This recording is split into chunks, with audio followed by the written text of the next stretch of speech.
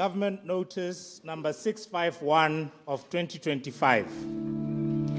Constitution of Botswana. Appointment of Session of Parliament. Proclamation by His Excellency Advocate Duma Gideon Boko, President of the Republic of Botswana. Whereas it is provided by Section 90, subsection 1 of the Constitution of Botswana, that each session of Parliament shall be held at such place within Botswana and shall commence at such time as the President may appoint. And whereas it is appropriate time to appoint a session of Parliament.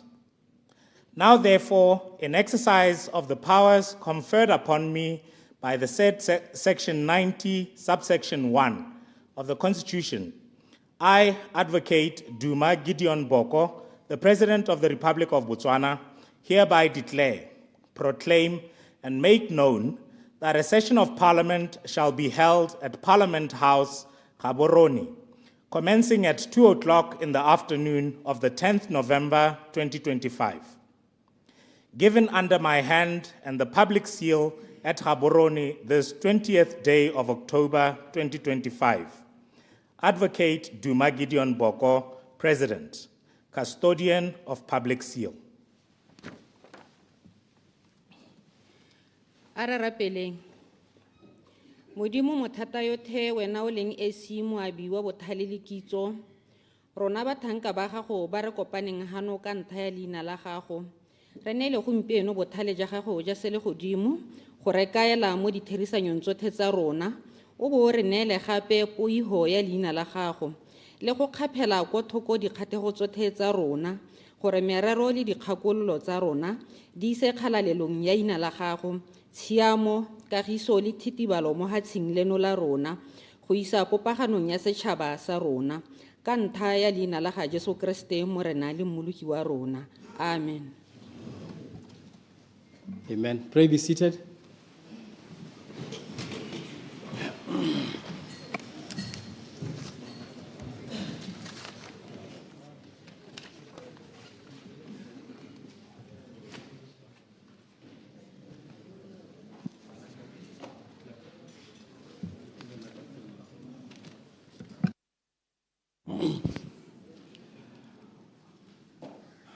Order, order.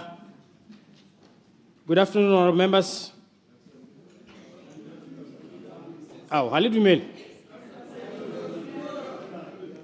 Hey, welcome to the first meeting of the second session of the 13th Parliament. A special welcome to all our invited guests.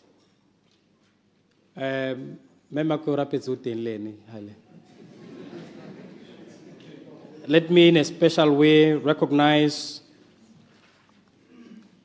the Chief Justice of the Republic of Botswana, His Lordship, Hao Palelo Ketlogetse, Judge President of the Court of Appeal, Maetshote Bogotau, former President of the Republic of Botswana, Dr. Festus Gontebanye Mogae, former Vice President, Mr. Slamba Tsohwane. I recognize their spouses if they are here. Mongame Khosi Malope wa Bobedi, Chairperson of Ntlwari Khosi, former Speaker of the National Assembly, Pandu Tombola Chahas Kelemani, the Right Honorable, Mbizi, le members Kelemani. Let me also in a special way recognize members of the Diplomatic Corps and heads of diplomatic international organizations. Let me also recognize the clergy, Baruti, no Muruti Mohukhane Uteng le Sharon Mohukhane. There is also the emissary of His Grace the Bishop of the St. Agnes Zion Christian Church, the representative of the Bishop, His Grace Joseph Enyanas Lekhanyan, and I get Makudu Pit Lekhanyan, and the delegation from South Africa. Honourable members, I'm pleased to inform you that the President Advocate Duma Gideon Boko, MP, SC, President of the Republic of Botswana will address this assembly later in the afternoon today at 14:40 hours, that is 20 to 3. So, honorable members, let me, before I suspend the proceedings, apologize for the malfunctioning of the aircon.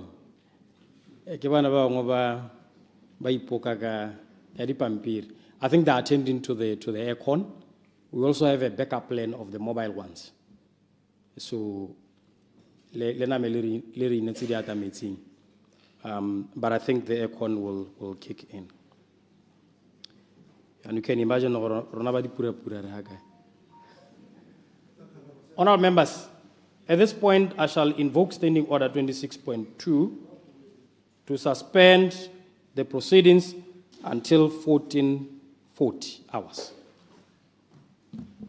We adjourn.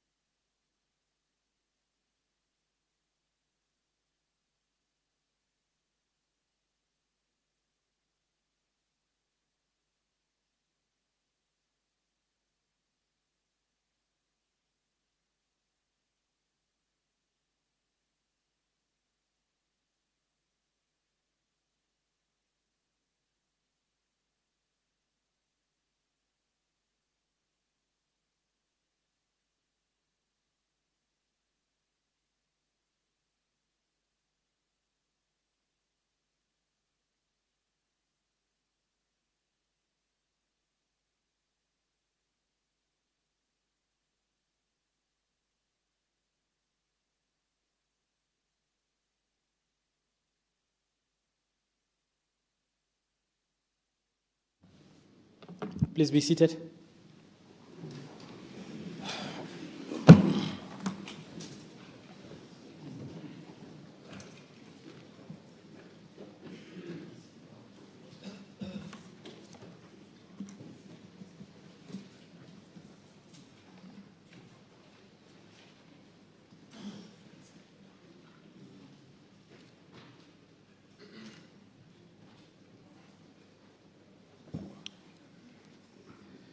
Good afternoon, honorable members.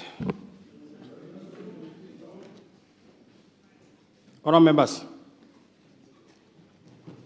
as you are aware, Standing Order 18.2 provides that the President may address the Assembly from the State Chair at any time. I have since allowed the President to address the nation from the podium that you can see here, on the premise that it is to be understood that he is on the State Chair.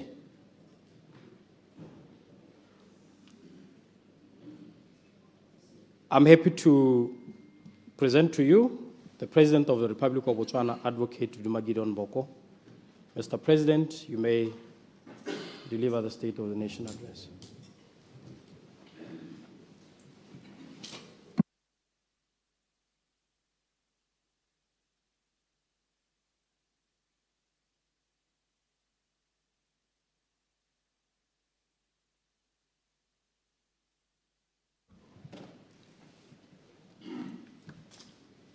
I don't know whether it's me or the Speaker who should request you to be seated, but please be seated. Thank you very much.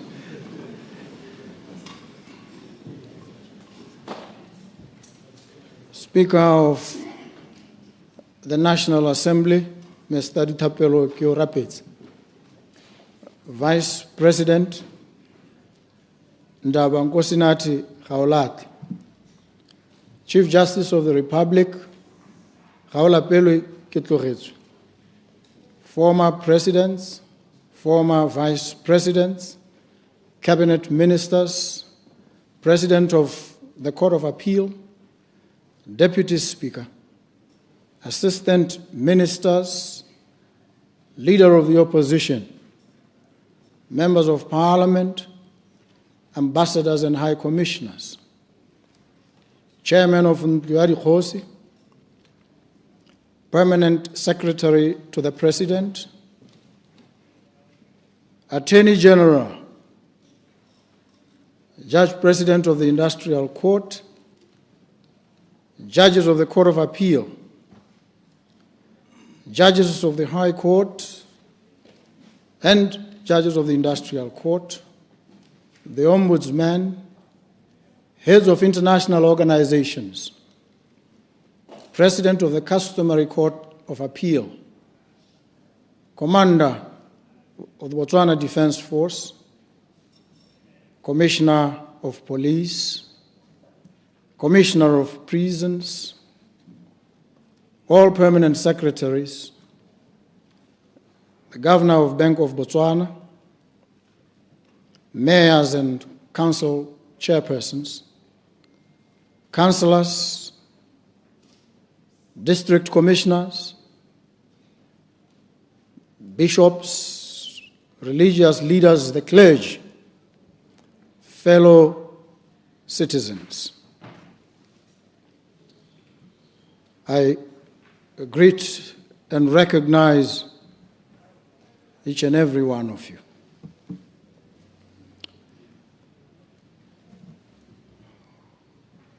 We meet here today. Esteemed Speaker, Botswana beso esteemed residents of this republic, friends of Botswana, greetings to you all. May I request that we start by rising for a moment of silence in honor and remembrance of all those who have departed since our last sitting. Fellow members of this House from the previous Parliament, citizens and residents, public servants, including erstwhile Member of Parliament for Kalagadi South, Dr. Micas Chimbombi, whose services and sacrifices have strengthened our nation. Moment of silence in their honor.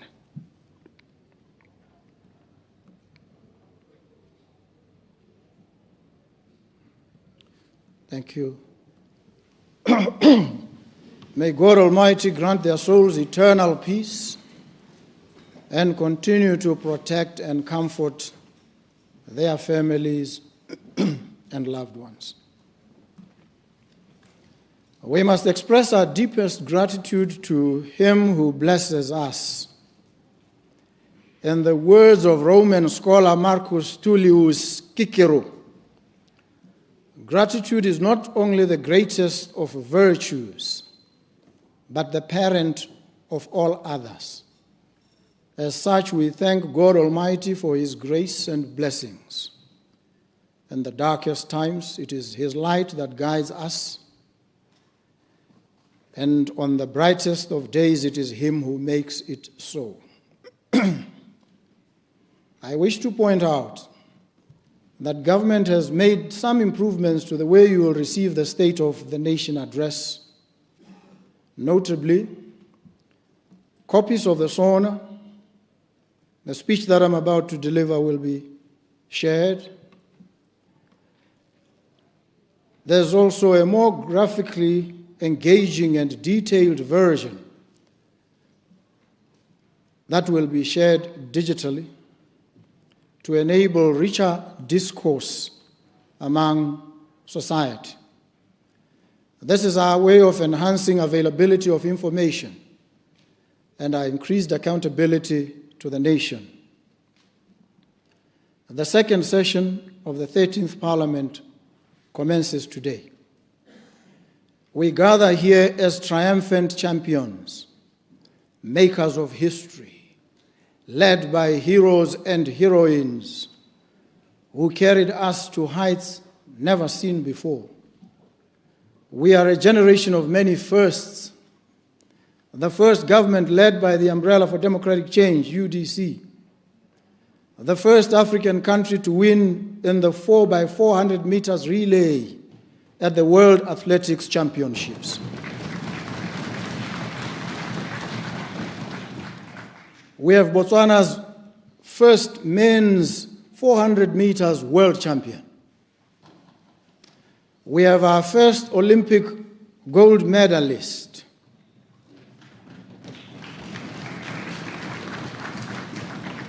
Today, we celebrate what it truly means to be a Motswana. I stand before you at a pivotal moment, which marks another first in this country's history.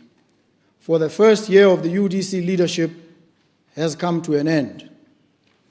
The gloss and charm of novelty is now behind us. This was an interesting year where the shadow of economic challenges tested our resolve, not just the government's resolve, but that of the people of this country. With our hope tested by economic pressures, our resolve crystallized and became stronger. We know where we came from. We know why we needed change. And we know where we are going. Though we intend to arrive faster at our destination, we can only walk this journey one step at a time. This journey of 1,000 miles. In our words and our work, we honor the power of intention to build, to heal, to challenge, to uplift deliberately, purposefully, and together. Hence my selected theme for this year's State of the Nation address, the steady path, delivering on our promise one step at a time. This is a philosophy of governance that recognizes the depth of our challenges while affirming our unwavering commitment to overcoming them. It encapsulates a profound thinking captured by the English playwright John Haywood, that Rome was not built in a day, but they were laying bricks every hour. Hour by hour, we lay brick by interlocking brick. To the untrained eye, it looks like an untidy landscape of bricks strewn all over the place. But with time and patience, it'll begin to take shape. You'll soon see the skeleton of the Colosseum, the concept of the Roman Forum, the inklings of the Pantheon, and a hint of the Trevi Fountain. Slowly, meticulously, Rome is taking shape. Today I lay before you the methodology behind the vision. I give you insight into the master plan. I detail the bricks already in place and the ones we are yet to lay. Our economy, long sustained by wealth generated from mining, especially of diamonds, now faces the sobering reality of global market shifts. Our fiscus is under tremendous strain, bearing the weight of unprecedented global macroeconomic challenges. The goose that lays the golden egg is in critical condition. The UDC government entered office with strained fiscus, depleted coffers, employees owed, contractors owed, farmers owed, a debt of hope to the people, and resentment by its rivals. The resentful pray and hope for the UDC to fail, and as such pray for the country to fail. But we will not fail. This country will not fail. The doomsayers wrote us off in the lead up to the 2024 elections. The prolific punditry of doubters and naysayers assailed us all. Analysts and prophets of all colors and hues foretold our spectacular failure at the polls. We were dismissed with such casual certainty and contempt. We stood no chance. The entire press corps of this country was aroused, mobilized, and weaponized against the UDC. They predicted, they analyzed, rendered opinions dressed up as fact. They spoke with such authority and confidence. Acres of newspaper space and extended amounts of airplay were devoted to spreading chronically prejudiced views of our adversaries and detractors. On the 30th of October 2024, the people spoke. On that day, all the predictions and prophecies of our detractors evaporated. It became a day of dissolving certainties. On that day, we experienced the most beautiful symphony of comeuppance ever served. History had been made, and the clock of time continues to chime. I stand here today bearing the weight of history. I remind us all of 2024, of our struggles and our strivings, as a way of saluting and humbly acknowledging the supreme sacrifices made by our activists and our people. I stand in absolute awe of the resilience and fortitude of the people of this country. I remind those who cursed and dismissed us that their negative fetishes and fantasies did not happen then. They will not happen now, and they will not happen ever. I say this not to mock. I say it because it is the truth served raw. I want us all to know and always remember that the UDC is an indelible portrait of courage and defiance in the face of denial, denigration, and belittlement. Our central and guiding concern is and always has been to transform the lives and livelihoods of the people of this country. From our conjunctural analysis, we knew we had to address this concern. To achieve this objective under conditions of uncertainty, with diminished resources, and facing a vicious pushback, even from those yet to recover from the trauma of their failed predictions and prophecies. Undeterred, we made bold promises and solemn undertakings to our people. We promised to cut electricity and water tariffs by 30% and make them affordable to every household. We have delivered the 30% reduction in water tariffs and extended a 50% amnesty on outstanding bills for all households. This means that the UDC government forewent monies owed to the government by the people of Botswana so that the people have less financial burden, meaning the government took some of the people's burdens on its shoulders, despite having an ailing fiscus. We promised to increase old age pension from the then 830 pula to 1,800 pula per month. We delivered in the first year, and despite these economic hardships, a 68% increase from 830 pula to 1,400. This means that the UDC government, in the face of an ailing fiscus, increased its social spending on a vulnerable and marginalized group of elderly individuals to make their burdens that much lighter. We promised to increase the living allowance for tertiary students to 2,500 pula. We have, during this economic hardship, delivered in the first year for the hardest hit segment of the student community a very significant increase on the technical vocational education and training TVET allowance from 300 pula to 1,900 pula. What do those who resent change publish? They say the UDC government has outspent previous government's annual expenditure.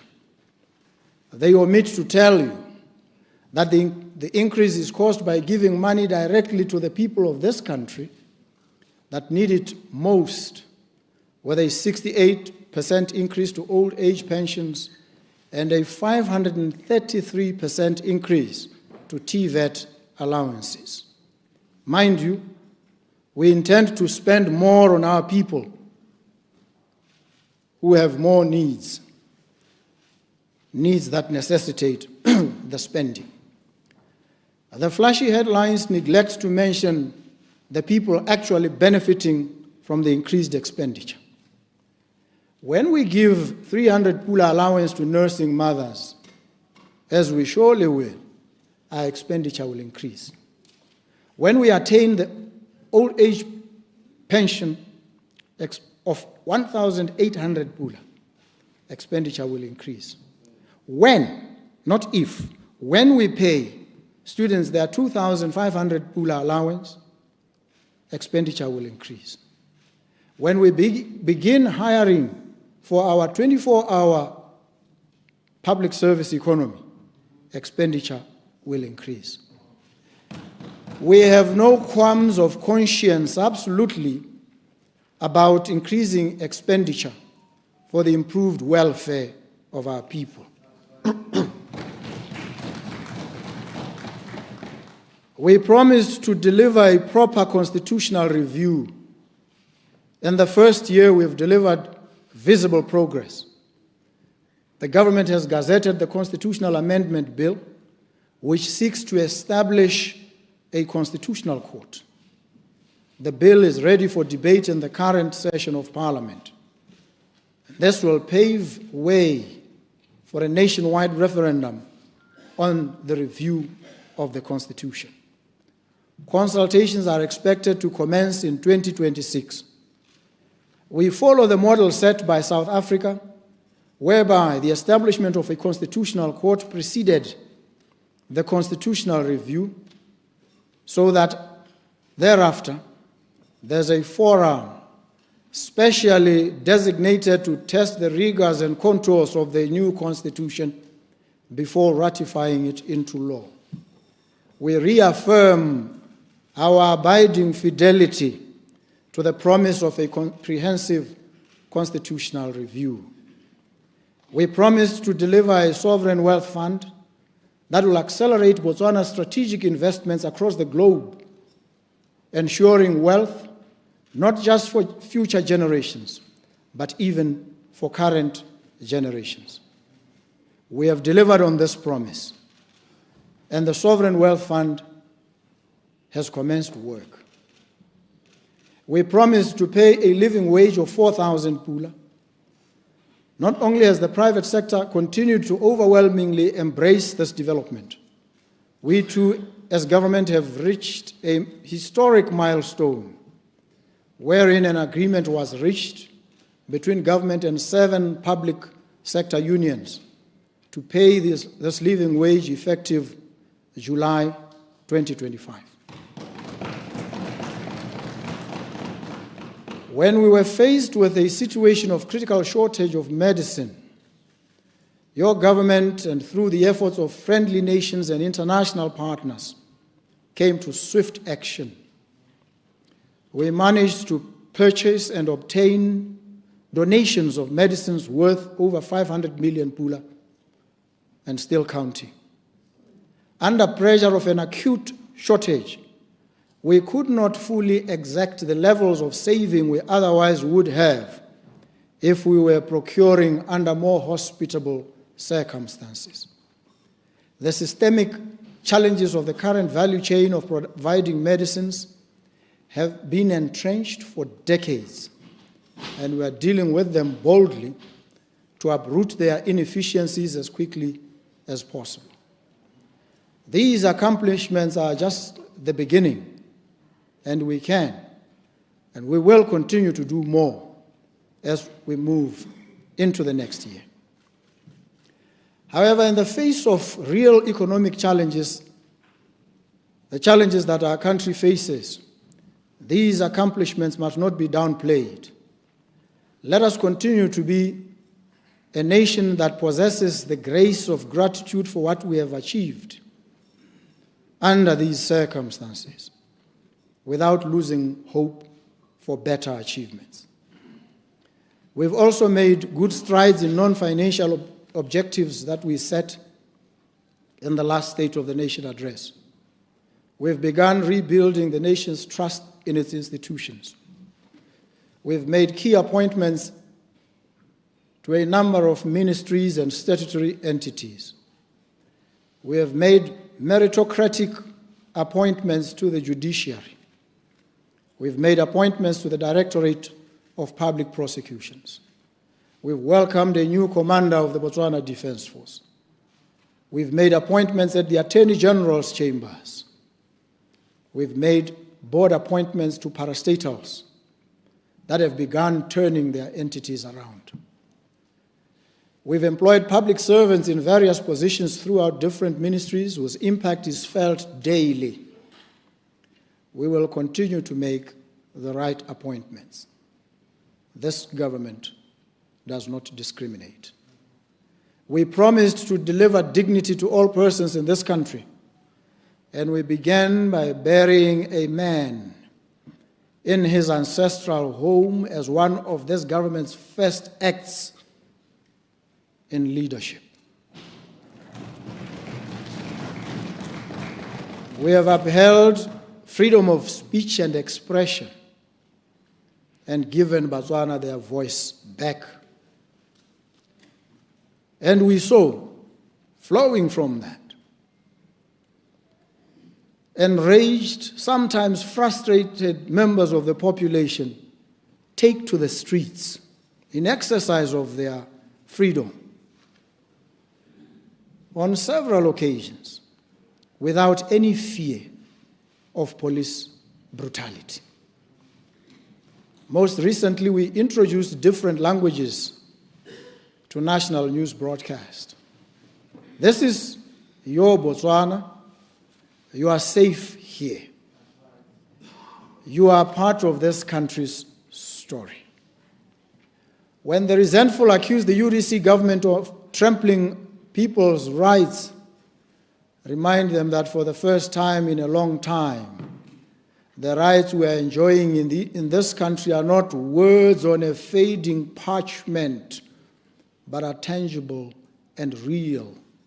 They flow from that grand power of attorney, the Constitution of this republic.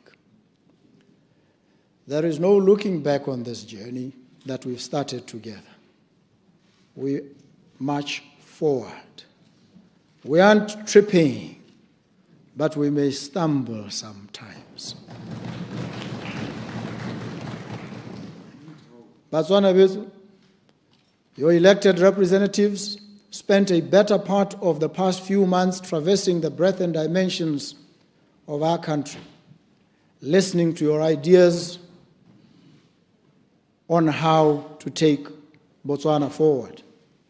Based on your valuable ideas and insights, we refined our roadmap as government to building, step by step, the Botswana we all envision, that of a nation of shared prosperity, of dignity, and of sustainable growth that leaves no one behind.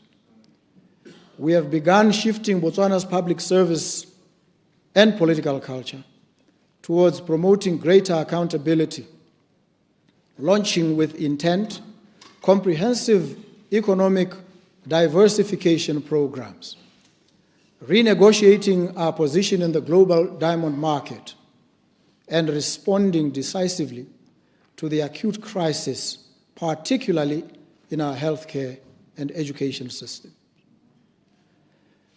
The UDC manifesto is a social contract upon which Botswana based their decision to appoint the UDC to lead and usher them into a new Botswana of infinite possibilities. Everything that we do, therefore, including especially the National Development Plan and indeed the Botswana Economic Transformation Program, BETP, all draw inspiration directly from and are anchored on this social compact. As such, my address to you today aligns with the pillars of this sacred national social contract. The first pillar, building a deep economy that offers each citizen opportunities for a happy and fulfilled life.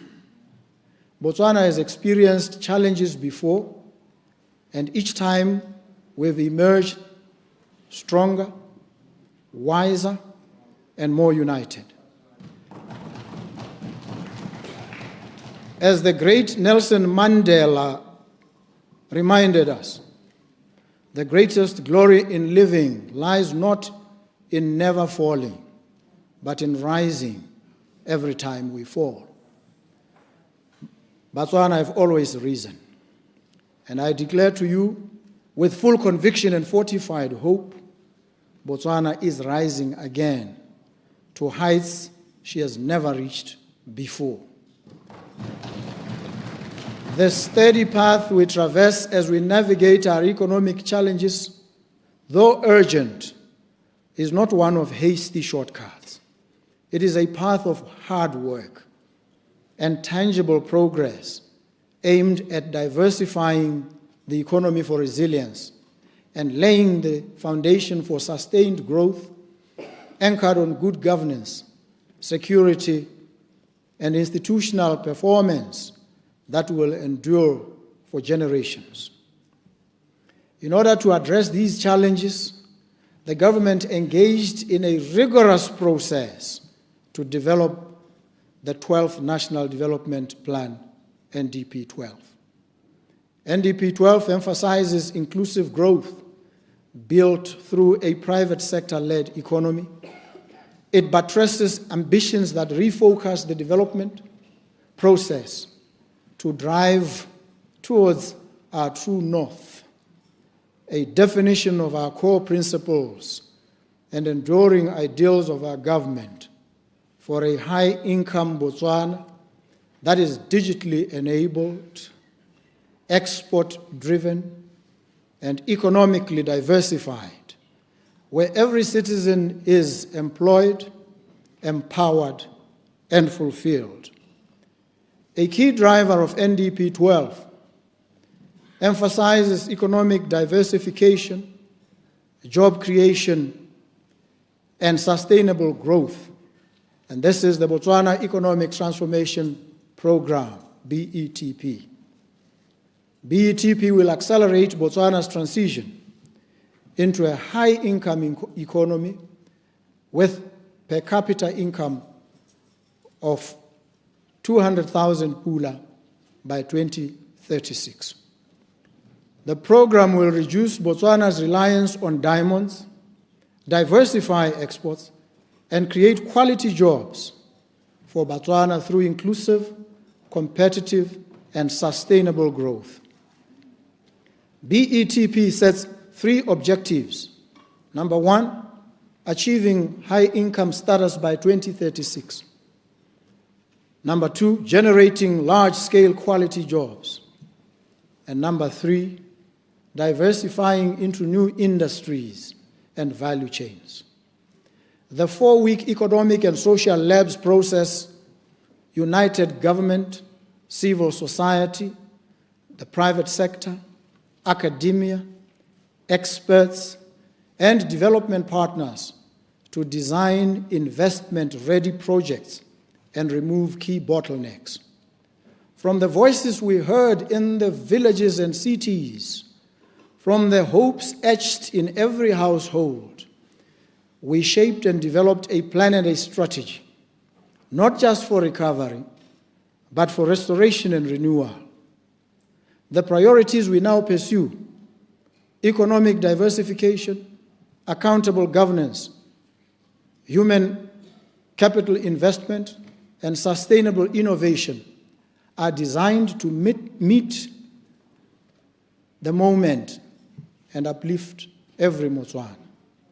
These are not distant ideals, but practical commitments to create jobs where they are needed most, to restore dignity through health and housing, to empower youth with skills and opportunities, and to ensure that our economy grows not just in numbers, but in impact. This is how we walk the steady path, by turning national plans into personal progress and policy into lived realities. Agriculture has been identified as a sector that lays out economic transformation with the greatest prospects, immediate and long-term, for sustainable creation of jobs. This sector remains the mainstay of our rural economy and an imperative for national food security. To ensure the attainment of food security, rural development, and agro-processing opportunities, we need to raise agriculture's contribution to the GDP from the present levels of 2% to at least 6% in the immediate term. The sector is already undergoing a bold transformation aimed at boosting productivity, creating jobs, strengthening food security. Central to this vision is a renewed focus on livestock production, aimed at increasing the national herd from an estimated present level of 1.7 million to 5 million by 2030. Livestock contributes a larger portion of Botswana's agricultural GDP, anchoring rural livelihoods. Yet the sector faces mounting challenges of disease outbreaks, recurring droughts, poor land and resource management, and production inefficiencies such as low calving rates, high mortality rates, and lack of business development, which have eroded productivity and degraded the agricultural value chain. The national cattle herd has declined from 3 million in the 1970s to an estimated 1.7 million, with offtake rates languishing at 6% against a recommended 15%. In response to this decline, government launched in August 2025 a program aimed at boosting beef sector productivity through extension support. Services advanced by this program include animal health inspections, reproductive diagnostics, artificial insemination, and farmer training in sustainable livestock management. Furthermore, government, through partnership with the Green Climate Fund, is implementing a rangeland restoration project that is envisaged to improve rangeland resilience and sustainability. This project was launched in May 2025 in Tsabo. Government will also target communal farmers as part of achieving the 5 million herd target through restoring rangelands and improving profitability and access to premium markets. I am delighted to announce that the turnaround strategy for the Botswana Meat Commission now shows signs of improvement. BMC has improved payment turnaround times. It has improved payment turnaround times from months to 7 days. In Ngamiland, the government has recently launched the direct cattle procurement scheme, where farmers are paid instantly. This scheme will greatly benefit the Ngamiland farmers, who for the longest time have not had market access. From ground zero, literally, no access to where we presently are. And we move forward with every confident stride, our gaze fixed on the future. On milk production, we've developed a focused strategy for the dairy sector through Milk Valley, a wholly owned subsidiary of the Botswana Development Corporation. For several years, progress was stalled due to the prevalence of foot and mouth disease in neighboring countries, which prevented the importation of biological assets, cattle. Currently, our local production capacity for milk and related products stands at 13%, and we are targeting an increase to over 60% by next year, from 13% to 60%. Those are huge orders of magnitude to which we've committed ourselves, targets. Recently, government completed a mission to Brazil to secure the importation of at least 1,000 Girolando cattle to kickstart this expansion. Milk Valley has secondary and tertiary capabilities. Missing in the value chain, the primary capabilities, and this is what we are addressing. We are finalizing the requisite import protocols and negotiating technical partnership agreements with sellers to ensure the successful commencement of the project. These partnerships will support us over the next 2 years by facilitating skills transfer to Botswana, who will be directly employed on the project. Recognizing that feed availability is essential for successful dairy operations, we are finalizing outgrower program guidelines to engage contract farmers around the Lobatse region in support of this project. Additionally, we are identifying other regions across the country for potential expansion once a business model is firmly established. The 2024-25 season saw a 34.2% increase in planted area compared to the previous season, yielding an estimated 144,000 tons in production, a massive improvement when compared to only 39,795 tons in the 2023-24 season. This is well within our manifesto objective of tripling food production yield and output. Another success and milestone delivered. Drought, pest infestation, floods and bushfires account for annual production losses of up to 5,000 tons per plowing season, which is why Botswana is shifting towards climate-resilient farming.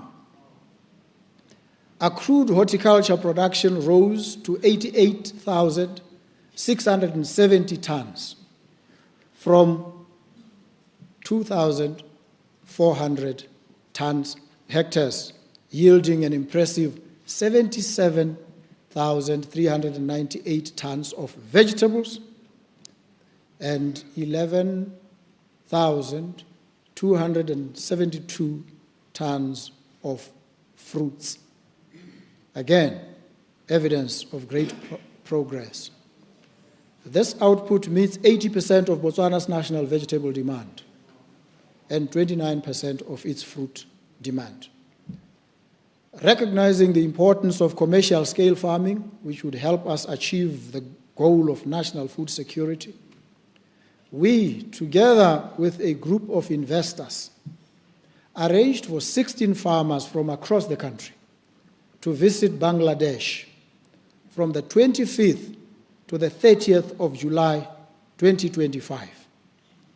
The team was led by representatives from the Ministry of Lands and Agriculture, Letsema Horticulture Market, National Agricultural Research and Development Institute, NARDI, and Botswana University of Agriculture and Natural Resources, Buan. The farmers, on the other hand, included members of fodder producers, fish farmers, and the Botswana National Beef Producers Union, among others. These anchor farmers are now being facilitated to start and operate farms that will act as a point of reference for other farmers.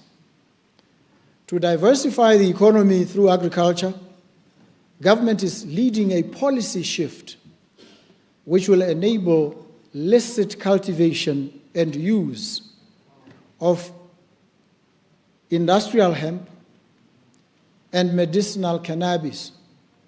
To begin this program on a sound footing, Hemp Innovations, a global corporate entity with experience in the field, recently signed a memorandum of understanding with the government of Botswana to work alongside Buan and NARDI to explore and pilot hemp production. These partnerships will enable research and development for cultivation and processing of industrial hemp and medicinal cannabis. The project will be implemented in phases, starting with trials at Buan, and it will build up to Botswana farmers with interest in industrial hemp and medicinal cannabis. While the entire legal framework and associated regulations are being finalized, the Cannabis Act and illicit traffic in narcotic drugs and psychotropic substances Act have been passed into law to facilitate investment in the hemp industry. Pilot cultivation will commence in December 2025.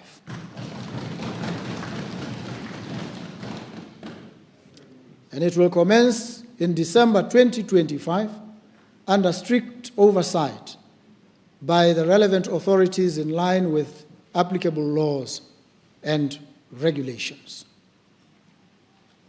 On mining, earlier this year, the government of the Republic of Botswana and De Beers Group announced the signature of our new agreements, which represent a shared commitment to long-term national prosperity, youth empowerment, and sustainable economic diversification.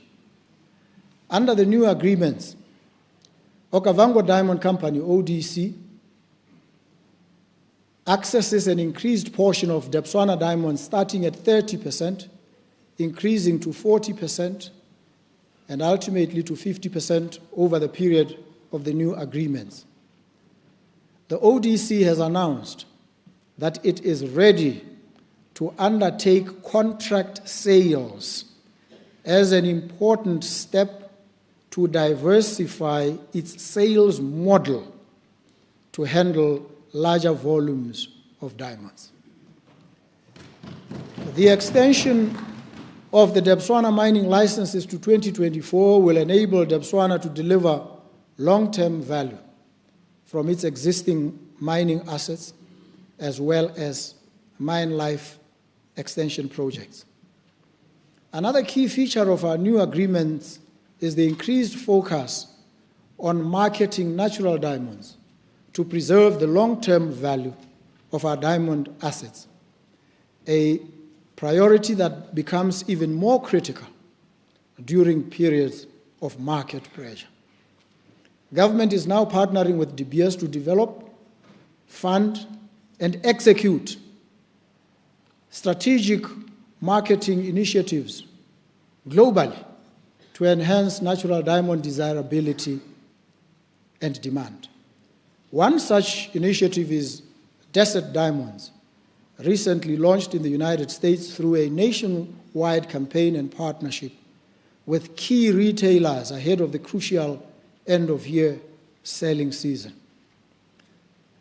Further reinforcing this commitment to promote natural diamonds, Botswana became a founding signatory of the Luanda Accord in June 2025, marking a landmark pledge by diamond-producing nations and industry leaders to collaborate through the Natural Diamond Council to boost global consumer demand for natural diamonds. Since signing, Botswana has actively engaged with fellow diamond-producing governments to build support and momentum for this shared vision. While this administration is pushing for diversification of the mining sector, diamonds will continue to be a main contributor of economic growth and transformation for our country. It is in this regard that concrete steps are underway towards the acquisition of Anglo-Americans' shares in De Beers. Government will leverage a majority stake. I must state this and state it emphatically and unapologetically. Government will leverage a majority stake to align the industry with Botswana's national development goal of economic diversification through beneficiation.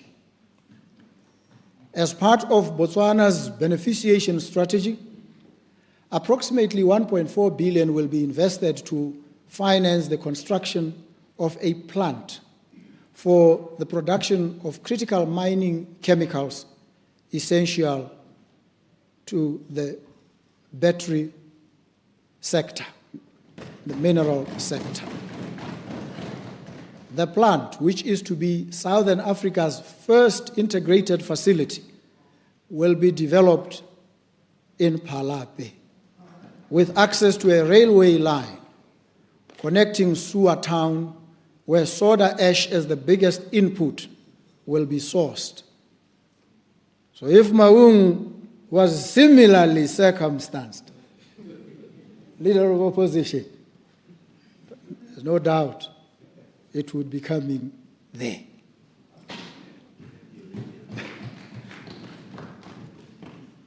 And we will move onwards to regional markets. Our mining sector is evolving rapidly, with new strategic minerals entering the fold alongside diamonds. The Letlhakane uranium project, operated by Lotus Resources, is undergoing a major infill drilling campaign to refine its resource and support a 6.2 billion Pula mine plan, targeting 3 million pounds of uranium annually. Uranium. In Kanye, Giani Metals is developing the Cahill battery-grade manganese project, having secured a mining license and a special economic zone investor license. The project aims to supply high-quality manganese for electric vehicle batteries, aligning Botswana with global clean energy supply chains. Iron ore is also becoming an important resource in the diversification mix, with projects like the Ngamiland iron ore project set to boost Botswana's steel industry. Learned friend, Mr. Kaping. These developments signal a broader shift toward industrial minerals, green steel and value-added beneficiation. Together, uranium, manganese, and iron ore form an emerging triad of opportunity in Botswana's mining renaissance. Botswana is endowed with a diverse range of mineral resources suitable for small-scale mining, SSM, including gold, copper, industrial minerals, and graphite. Globally, small-scale mining plays a critical role in livelihoods, supporting over 45 million individuals directly. To address existing policy and operational gaps, the Botswana Geoscience Institute is developing a comprehensive and progressive, pragmatic small-scale mining framework for Botswana. Its overall aim is to facilitate citizen economic empowerment through viable and environmentally sustainable SSM, small-scale mining. Energy is still an area where more investment is required. The current national demand stands at 700 megawatts. Peak demand, so the 700 megawatt is peak demand. And we have 450 megawatt nominal demand. About 65 to 70% of the national demand is met through local generation, and the deficit of 35% through imports. And you know at what cost. In order to ensure vibrant security supply and attain capacity for export, government has embarked on increasing local generation through renewable and thermal power. In terms of renewable energy, government is currently developing a total of 900 megawatts of solar PV, photovoltaic power generation in Mau, in Lethakan, Isang, while 600 megawatts of thermal is being developed at Mamabula. These projects are expected to clear the energy deficit and serve the export market. It is expected that by December 2025, more than 100 megawatts of solar photovoltaic will be streamed into the grid, while the 600 megawatt thermal is targeted for December 2027. The ongoing remediation of Morupule B, a 600 megawatt plant, has also started bearing fruits, with 3 units already running, while the other unit is to be completed by December 2025. This will bring local generation of thermal to 720 megawatt, inclusive of Morupule A, which gives 120 megawatts. Government is also working to improve the transmission capacity to, amongst others, enable export of power to the region. The Northwest Transmission Grid Phase 2 project is intended to improve transmission to the northwestern part of the country and also to provide for export of power to the north.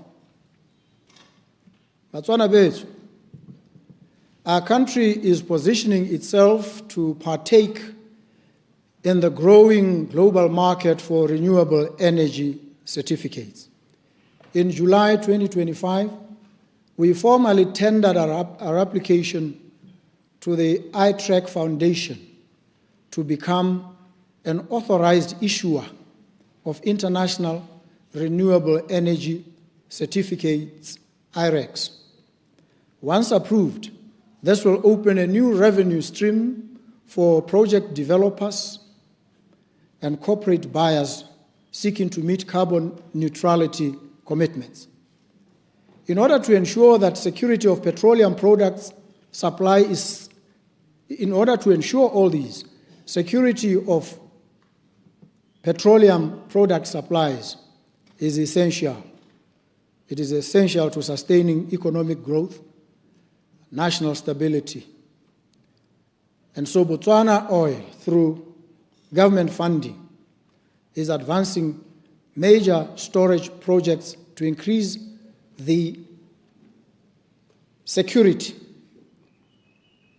which currently stands at 15 days of cover to 90 days. So our strategic stocks stand, as I stand here, at 15 days of cover. We must raise it, as we are presently in the process of doing, in the shortest period, to 90 days of cover. The expansion of the Francistown Petroleum Depot from 38 million litres capacity to 98 million, from 38 to 98 million litres, is 88% complete, while the Hansi Depot is at 55% completion and will be commissioned in April. These two will be commissioned in April and August 2026, respectively. Investment attraction. government is undertaking reforms to unlock land, streamline legal and regulatory frameworks, and fast-track infrastructure to meet investor expectations. Furthermore, government is in the process of establishing a national retail payment switch. National retail payment switch. A special purpose vehicle will this month of November be established under the Bank of Botswana to procure and implement the NRPS within 12 months. I had insisted on 6 months. I fought. There was a serious pushback and I was defeated by the technocrats. We've settled for 12 months, although we are still pushing for a much earlier delivery date. Phase 1, involving the mapping of the switch requirements, has been done. And technical and business specifications have been developed for a Botswana-centric switch. The switch will significantly streamline transactions, reduce leakages, increase financial inclusion, and ensure that payments for services are transparent and stay within the local economy. With coordinated special economic zones, we hope to make them, these SEZs, engines of inclusive growth, export competitiveness, and long-term prosperity for Botswana. As part of the SEZ facilitated investments, momentum continues with Radisson Hotel. Radisson Hotel. The project will begin in April 2026 at an investment value of $50 million and is expected to create jobs directly during construction and post-completion. A licensed SEZ investor is developing a 100-megawatt solar power station near Matsiloje as a single factory. It is valued at 1 billion pula, and it will create 600 construction jobs and 30 permanent jobs post-completion, advancing our green energy goals. The journey toward industrial transformation requires bold, large-scale projects that generate employment, build manufacturing capacity, and enable meaningful technology transfer. The Botswana Development Corporation has stepped up to meet this need, driving strategic investments across high-impact sectors. Since the time you gave this administration the mandate to govern, we've worked hard to change laws in a concerted effort, ably assisted by every member of this august House, without exception, to achieve a well-regulated, integrated, development-friendly investment framework to raise levels of productive capital inflows into the economy as part of the process of diversifying the economy and stimulating employment through smart partnerships. Some of the smart partnerships we created are with CCI Global, a leading business process outsourcing company BPO, headquartered in the United Arab Emirates, to establish presence in Botswana. CCI has approximately 10,000 employees across 5 continents, including Africa, Asia, and North America, servicing major offshore markets in the USA, Europe, and the Middle East. I am pleased to share with you that CCI Global began, not will begin, or may begin. It has begun its local operations at the Botswana Digital Innovation Hub. And this happened in October 2025. This initial operational phase has already generated 51 full-time jobs.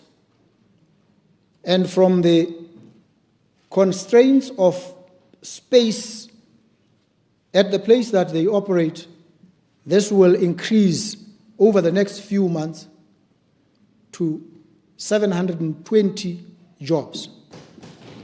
And over the next 12 months, we will reach more. We will, within 36 months of their operation, arrive at 3,000 jobs.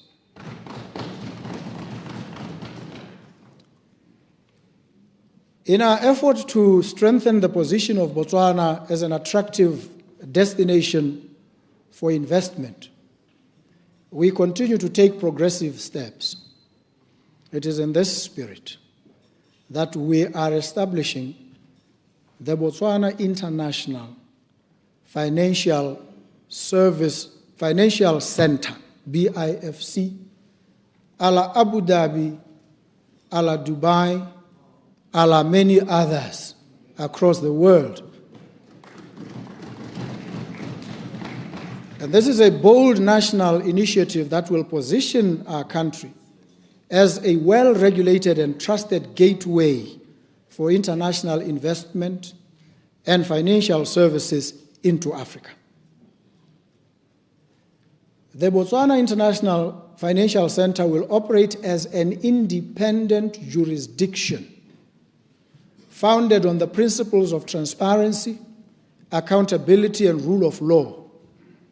As part of this broader vision to position Botswana as a hub of opportunities and innovation, I'm also pleased to announce the launch of the Impact Citizenship Program, a pioneering initiative that invites a select group of global investors, innovators, and change makers to join hands with us in shaping Botswana's next chapter of development. To facilitate this, we will be submitting to Parliament a bill aimed at amending the Citizenship Act. This program is not about selling our citizenship.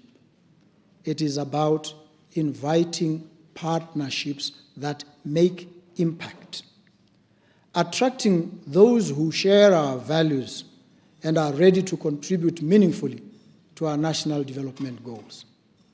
I acknowledge the concerns that have been raised regarding this initiative. As a responsible government, let me assure you that vetting and thorough due diligence will be an integral part of the application and approval process. Government has taken another bold decision to establish a sovereign wealth fund for Botswana. The fund will be one of the transformative interventions boosting economic activity in various sectors, diversifying and engendering processing within the mining sector. The establishment of the Botswana Sovereign Wealth Fund signifies government's intention to strengthen fiscal discipline while channeling capital into accelerated economic diversification for job creation and skills transfer. The new vehicle will be a state-owned company operating on commercial lines with independent oversight and regular public reporting, thereby embodying the Santiago Principles, the Sovereign Investor Code on transparency and accountability.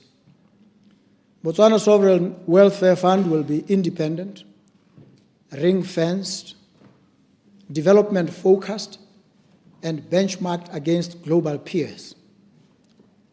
Another historic milestone that government will deliver is the establishment of the Botswana Mercantile Exchange, BMX. This is a transformative initiative aimed at creating a regional hub for Southern Africa's commodities, both soft commodities in the agriculture sector, such as wheat, sorghum, and our beef, to hard commodities like oil, gold, copper, diamonds, and others. The Botswana Mercantile Exchange will position Botswana as a regional hub for commodities, ensuring that Africa gets the full benefit of these natural resources. This entity operating under the Botswana Stock Exchange will create a platform where a farmer can list his or her product or commodity on this exchange to be traded with anyone, anywhere in the world, giving immediate value to the farmer at prices competitive internationally.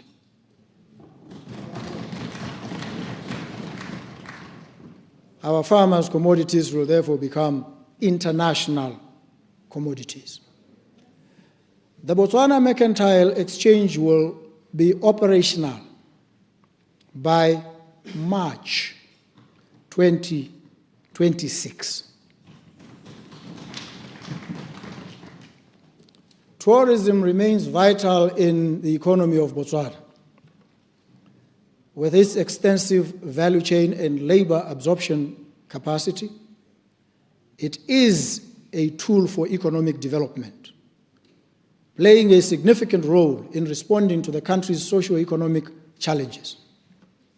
The sector is also a significant foreign exchange earner.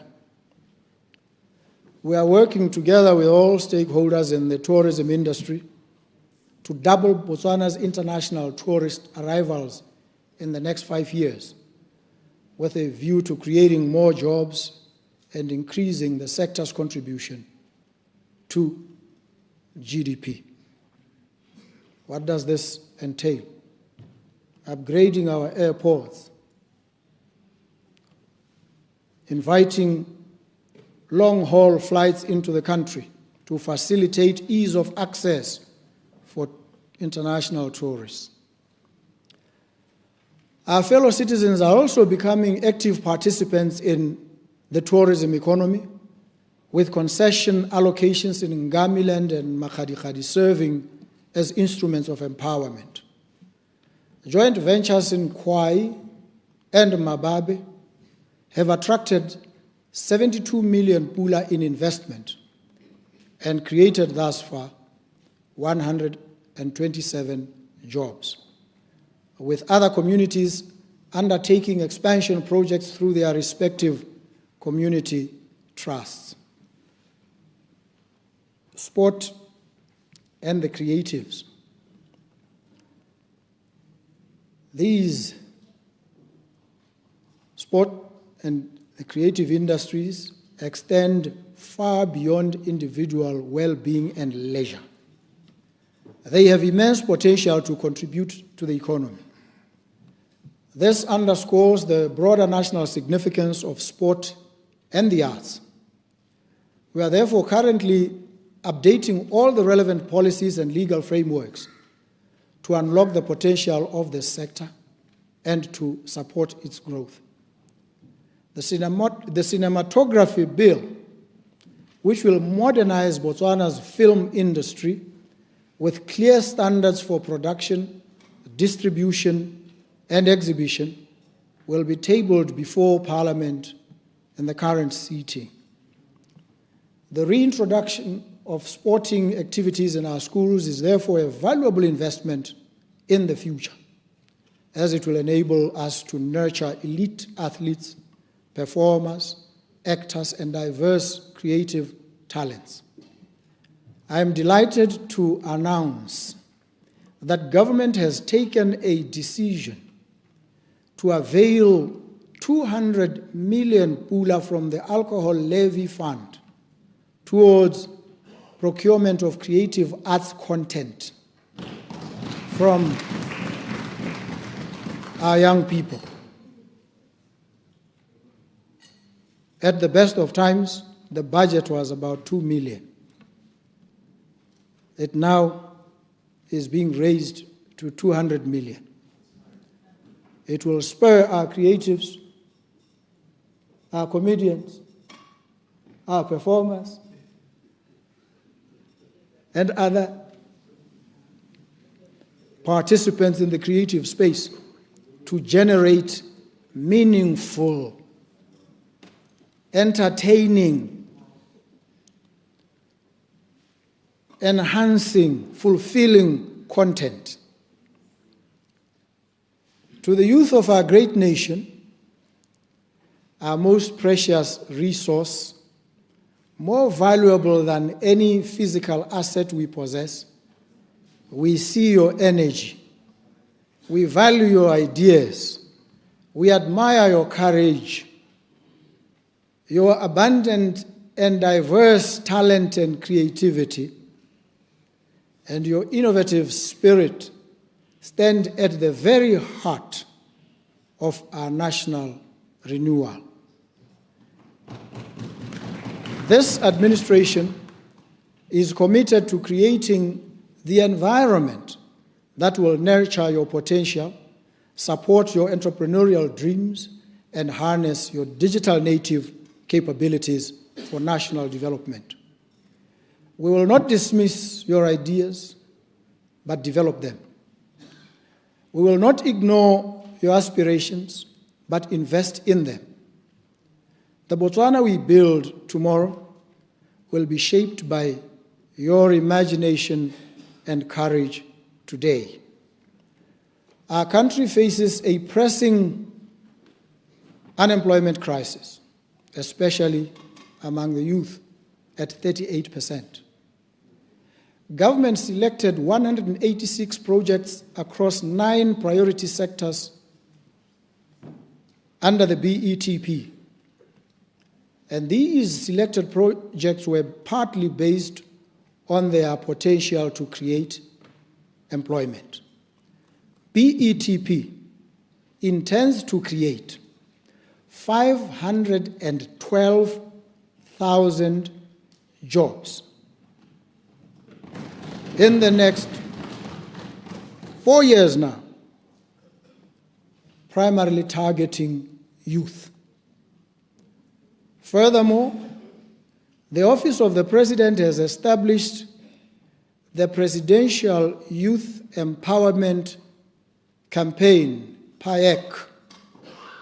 PYEC is a high-level national program that is designed to coordinate efforts across sectors and has mobilized a task force to develop a coordinated, data-driven strategy in partnership with UNICEF, the Office of the Assistant Secretary General for Youth Affairs at the United Nations, and the United Nations Commission for Africa.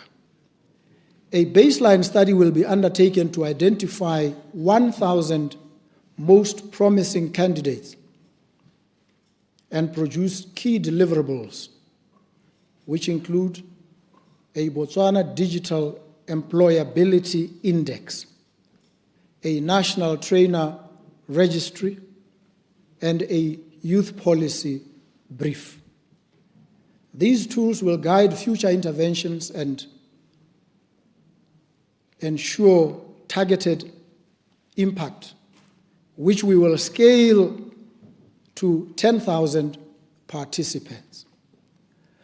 One of the projects to debut the Presidential Youth Empowerment Campaign is the Climate Smart Horticulture Development Program, which is a targeted skilling and capacity building program to develop over 500 smallhold farmers organized in clusters.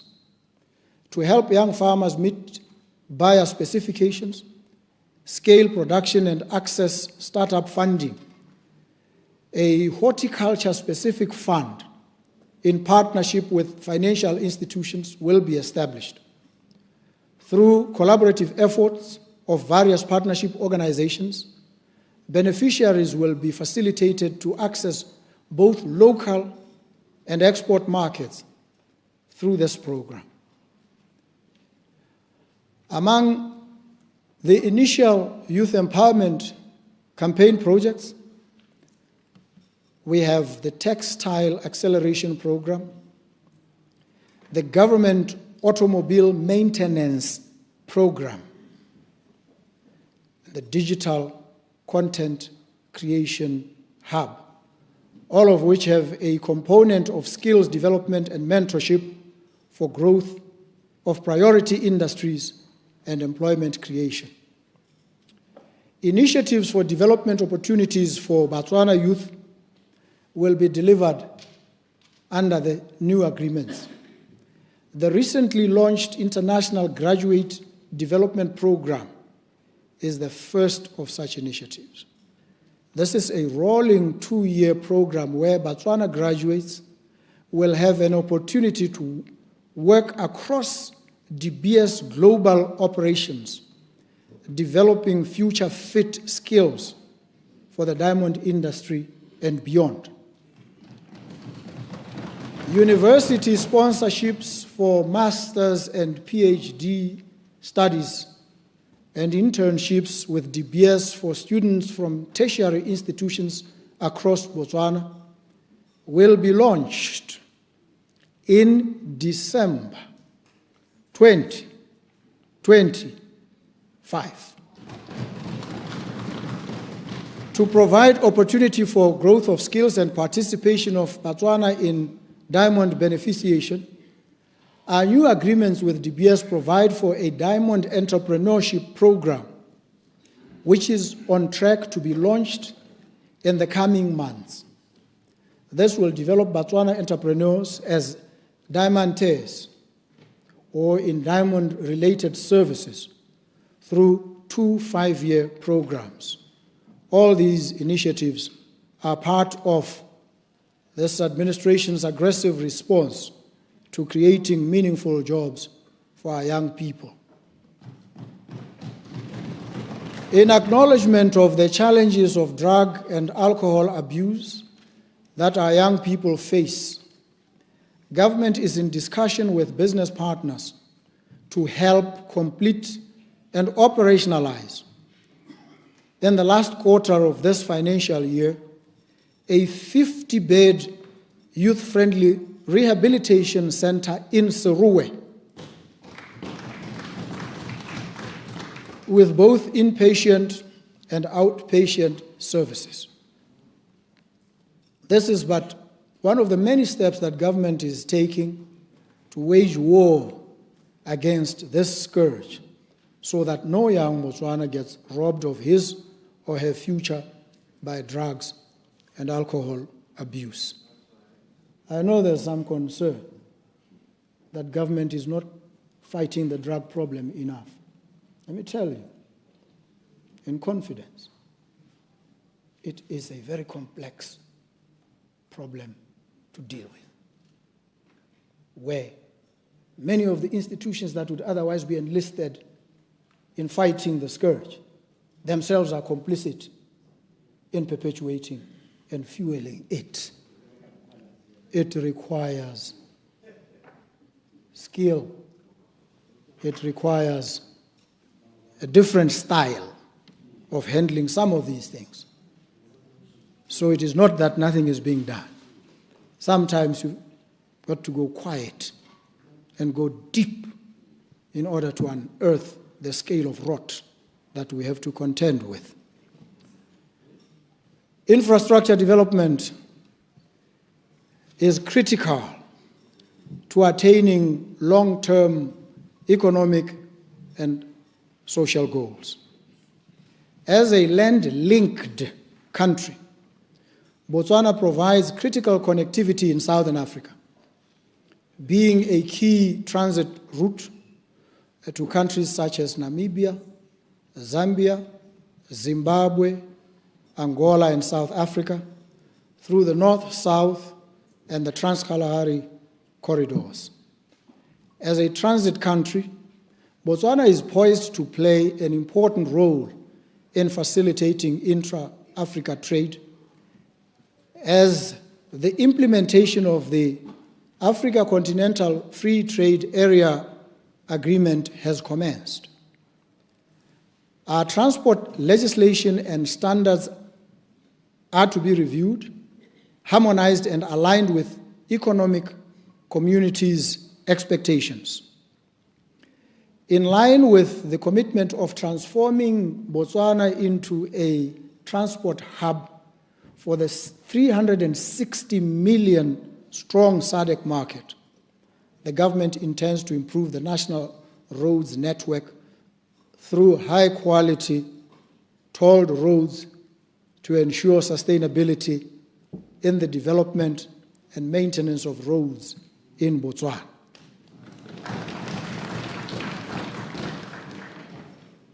In this regard, construction of the A3 road has commenced, while feasibility for the A1 dual carriage tolled road spanning over 600 kilometers is scheduled to commence before the end of this year.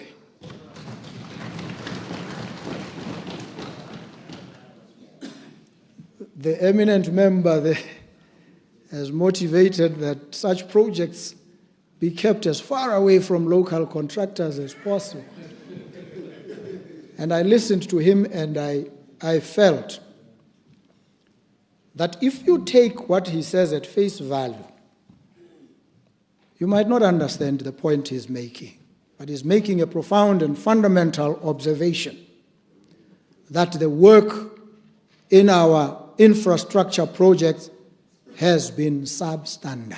It's a fact. We acknowledge that observation. We may quarrel and differ with the proposition in relation to the solution, but we will not bowdlerize the submission that you made, which has merit and substance. I just wanted you to know.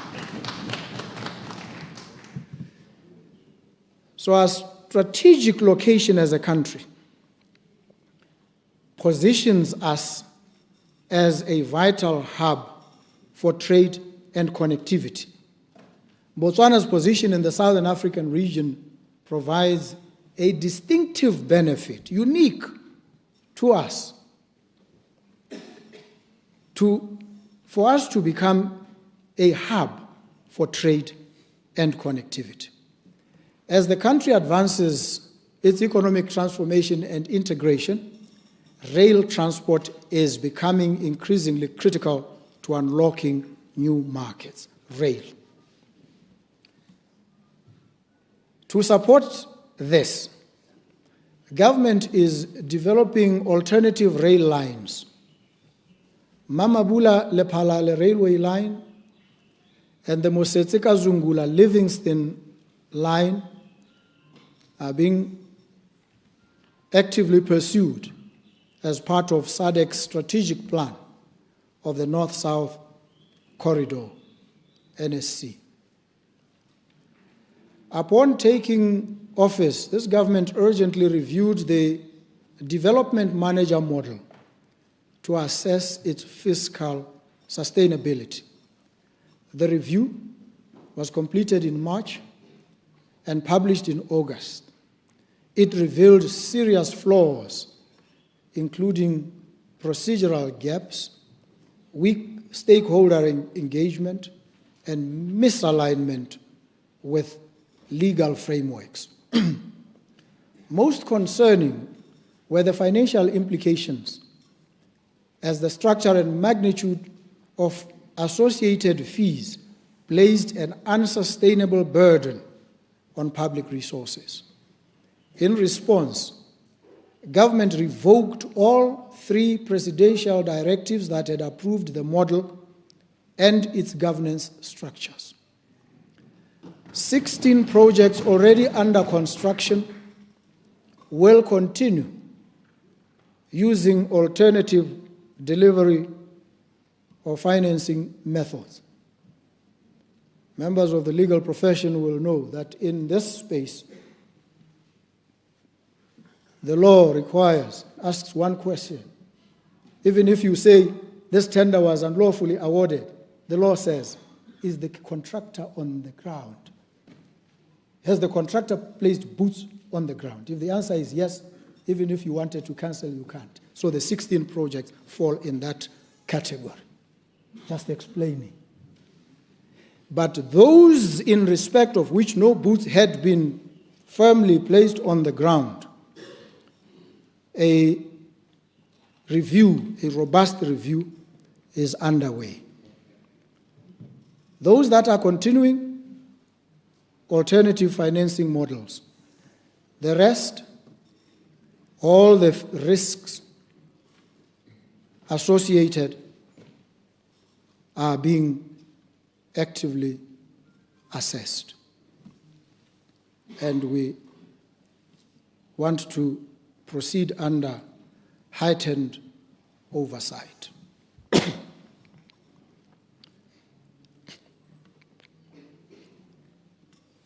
This is important to understand. We are not stopping projects. We are re-examining their sustainability under the models they were conceived under. The better then to deploy more responsible, more financially sustainable models. That's improved oversight. For the remaining 132, there are 132 that were still at conceptual stage. It is these that we are reassessing to explore better aligned options. The goal here is to ensure value for money and consistency with national priorities. Given the current fiscal constraints, the public-private partnership model has become essential for delivering key infrastructure projects without overstretching government resources. And in order to make it more responsive, the PPP framework is being strengthened through the BETP to make it more inclusive, transformative, and private sector-led. Private sector-led. Government doesn't have the money to deploy in some of these projects. But there's finance aplenty around.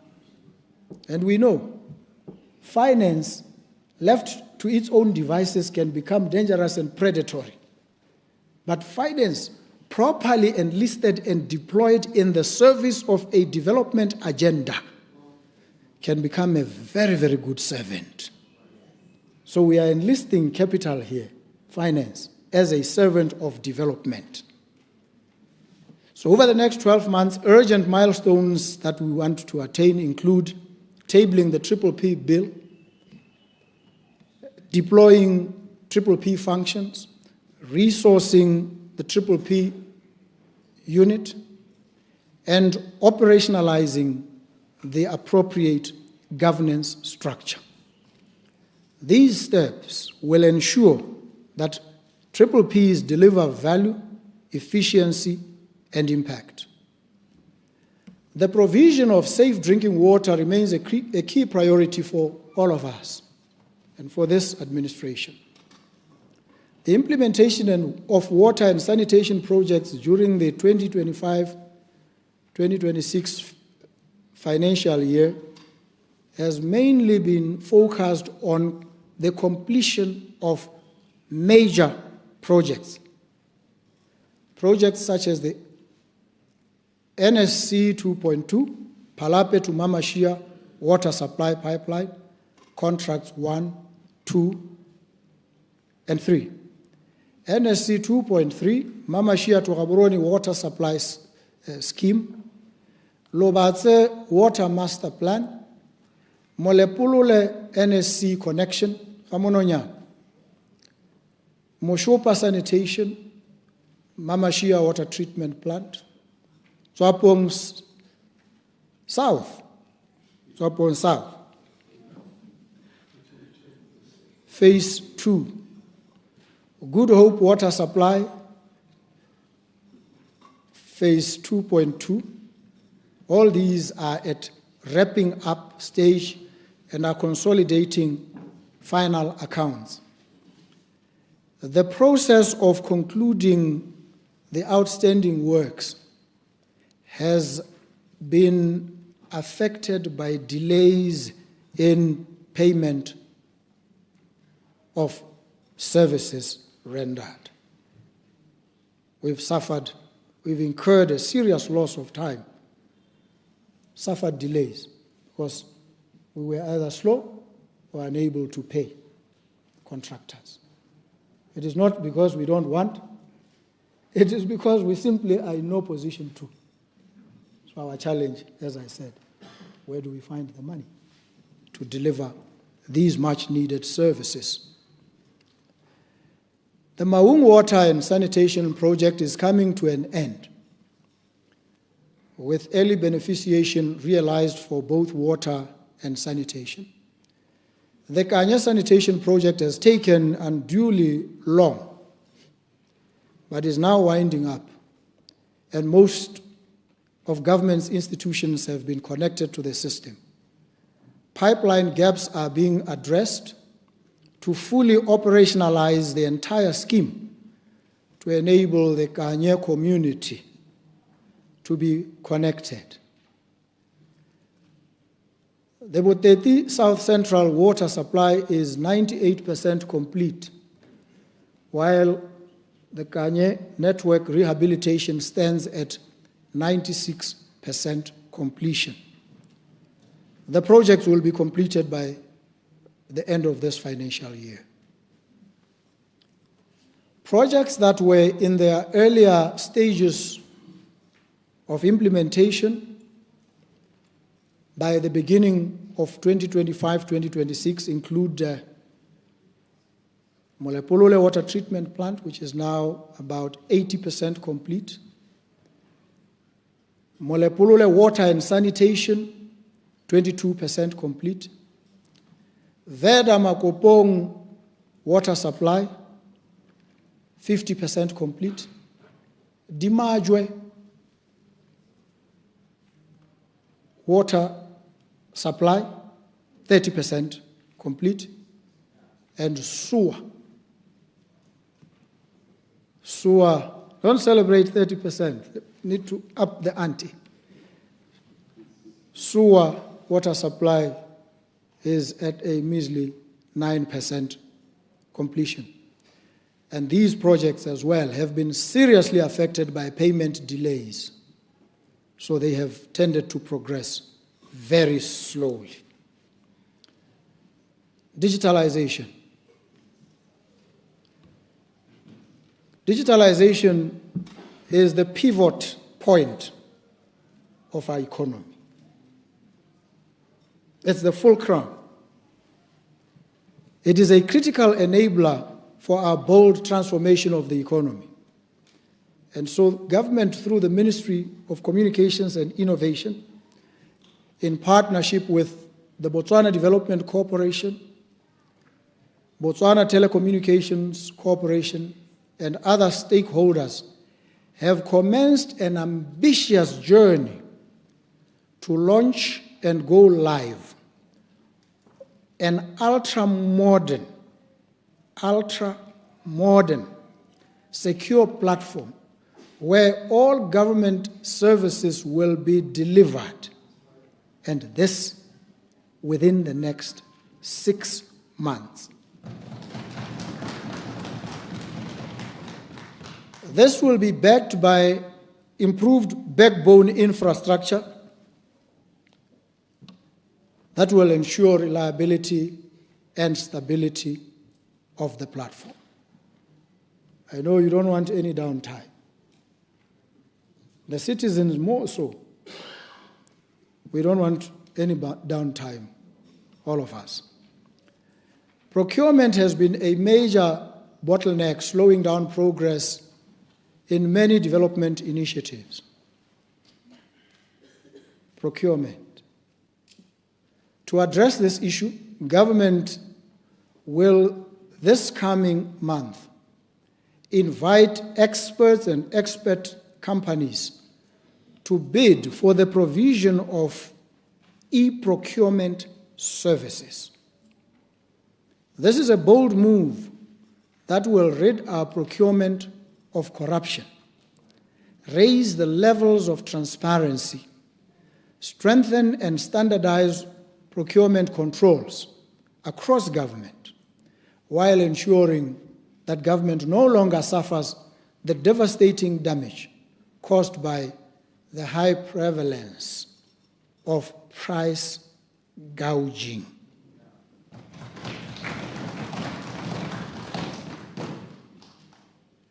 And price gouging takes me into the next: health care, social protection, and gender equality. And price gouging has been extremely rampant in the health sector. And government is steadfast in its resolve to ensure that Botswana can access quality health services when they need them. They must access them without financial hardships through universal health coverage, UHC. In our quest to reach the true north for Botswana in health, enshrined in both the NDP 12 and the Botswana Economic Transformation Program, we have two main goals. Goal number one, to raise the UHC, Universal Health Coverage Index, from 55 to 75% in the next 5 years. This involves a major re-engineering of the whole health system, almost a complete overhaul. The reforms that we must engage include digitalization of the health system, reorientation of health services towards a more robust primary healthcare system, which is what has already begun with the relocation of primary healthcare services to local authorities, and the National AIDS and Health Promotion Agency, NAPA, to the Ministry of Health.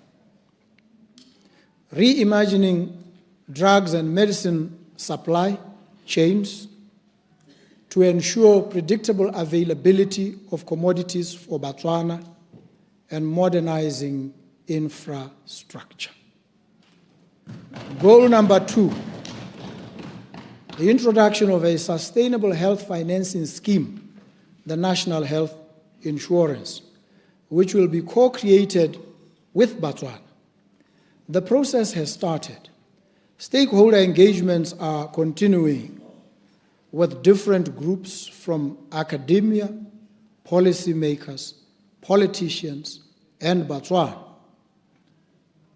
These ideas that come will be synthesized and will culminate in a policy that will be presented to all Botswana for comments and approval.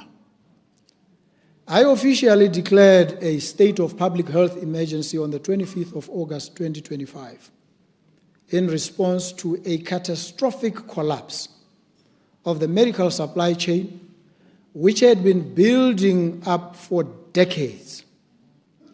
At the time of the declaration, critical medicines and medical commodities were almost non-existent.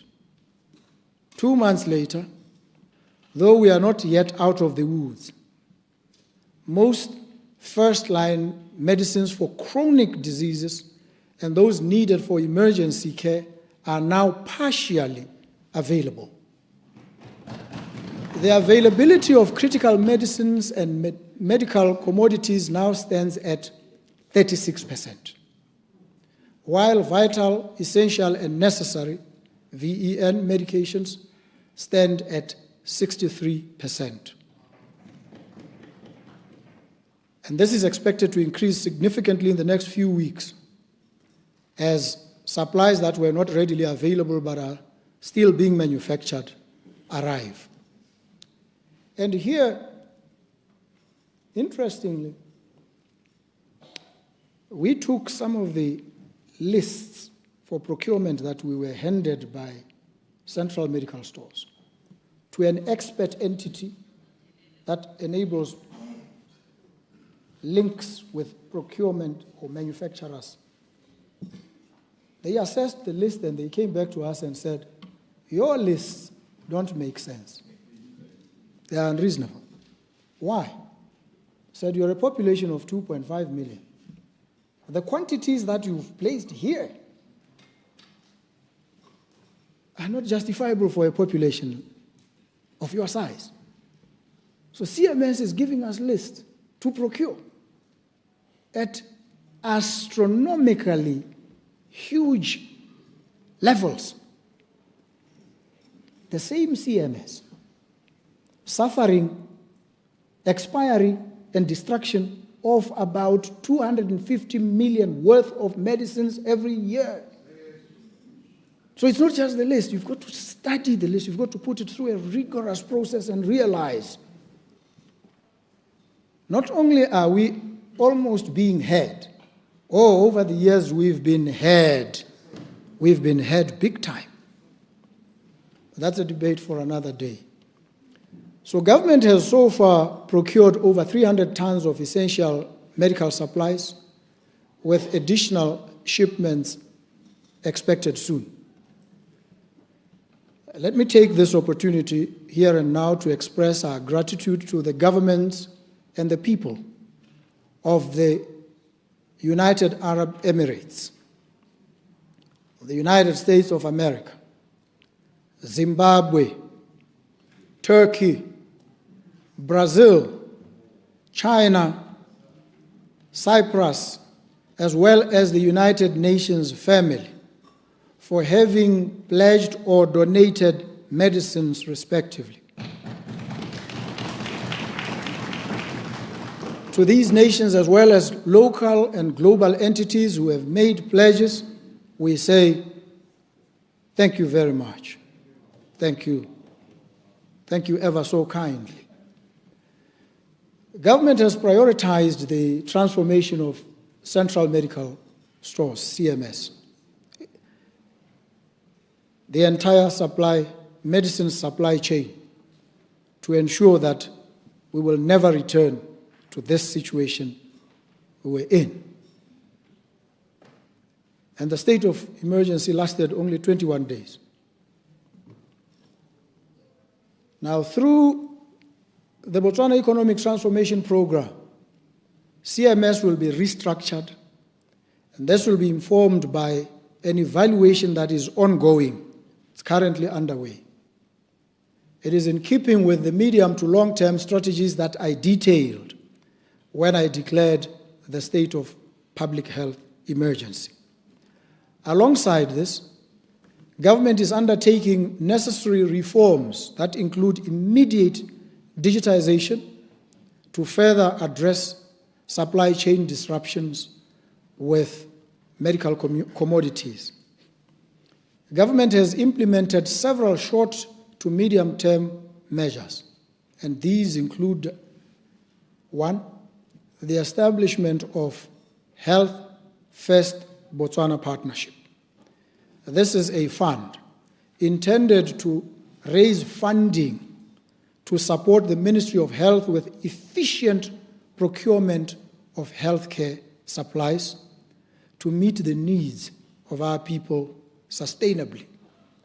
2, the approval for the use of the emergency procurement method as provided for under the Public Procurement Act.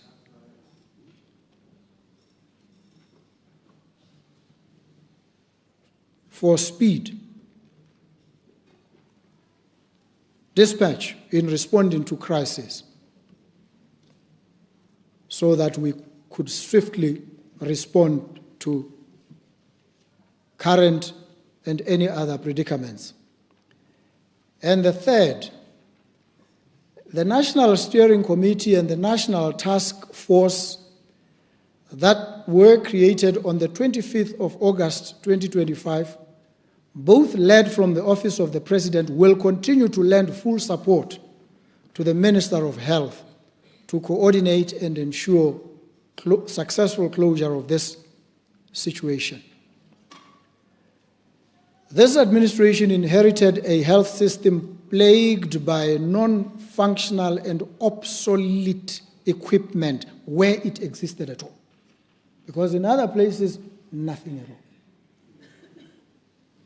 And these obsolete pieces of equipment require significant investment to either replace or rehabilitate. We have recently bought 2 new state-of-the-art X-ray machines for Princess Marina Hospital. And as a medium-term intervention, we are deploying 3 mobile X-rays in Gumare, Gweta, and Bubono, private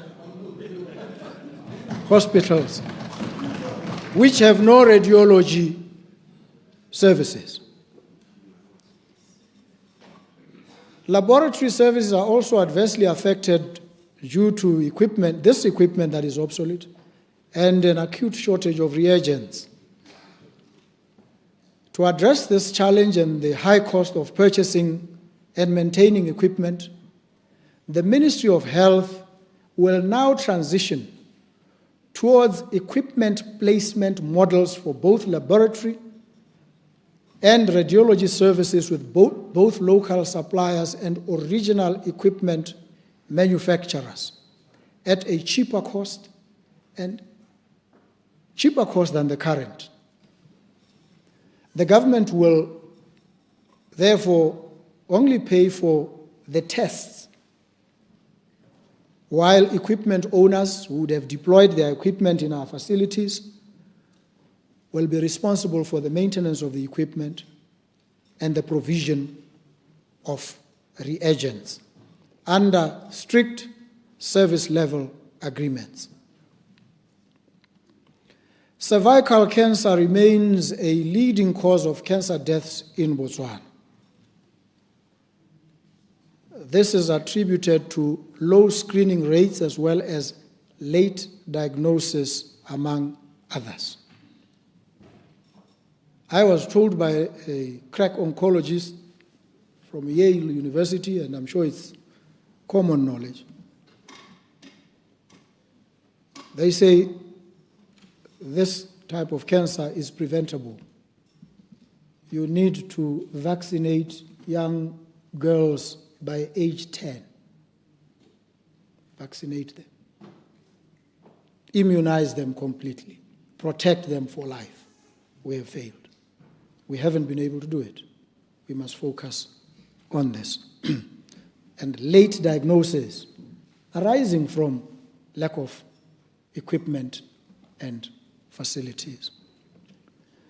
So government has invested in health promotion and education to encourage Botswana to have regular screening, and the facilities must be available readily, which will facilitate early diagnosis and better clinical outcomes. Now, as part of the global call and sustainable development goals to end malaria tuberculosis and HIV and AIDS by 2030. The government is fully committed to eliminating malaria by 2027. And Botswana is the leader in ALMA. Leaders coming together against malaria. And Botswana is the president of that organization and initiative, led by my good self, on behalf of your good selves. So I lead together with you. We lead, all of us, without exception, the charge to end malaria by 2027. And we've made significant progress towards malaria elimination. And we've attained thus far an increase of about 43.5% reduction in malaria cases. And to optimize the provision of specialized care and ensure efficiency, government approved Sekitumile Masire Teaching Hospital to function as a state-owned public hospital. There was a problem here. There was a penumbral region in which this facility happened to fall. If you asked, it was no longer a public health facility. It was in the direction of being privatized, built at great expense to the fiscus. And the fiscus is being divested of this asset, which is why it became imperative then to halt this and to restore this facility, Sekitumile Masire Teaching Hospital, to its status quo ante as a public health hospital. That is what it is now. And you remember when this began and was being given some impetus, when the minister announced that over 120 long postponed operations, which could not be undertaken, were undertaken, I think, in a space of 1 month at Sekitumi, because they have, I think it's about 9 theaters, 10, which were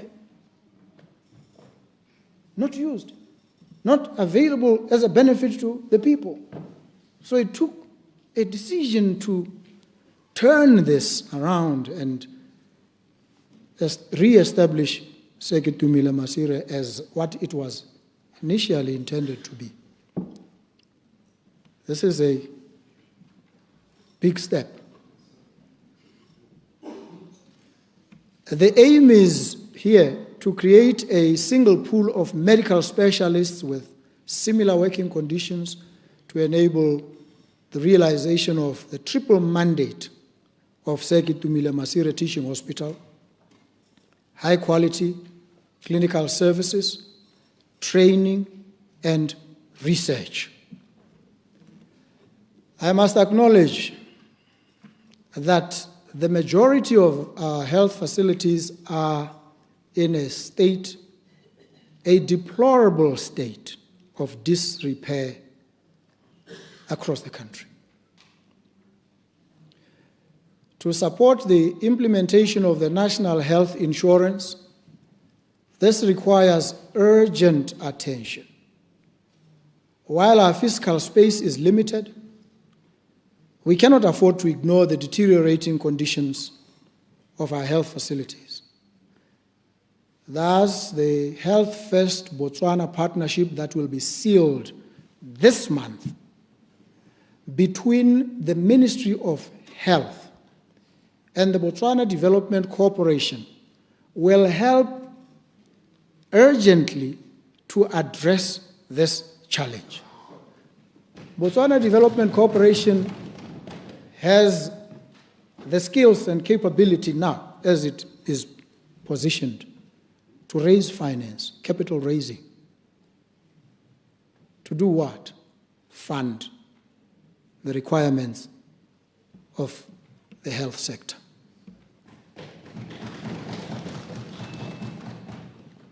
We have also had to reach out to friends and partners. When we are in crisis, we reach out and ask not for a declaration of love from our partners, but for a demonstration of love. And they came, they demonstrated the love they have for our country. So I'm delighted, and I've thanked those who came and assisted. I'm delighted to announce that we received a generous grant of $50 million, approximately 700 million pula, to drive our commitment to transforming the health system to a primary care focus with emphasis on the promotion of health, on prevention, early detection, and treatment.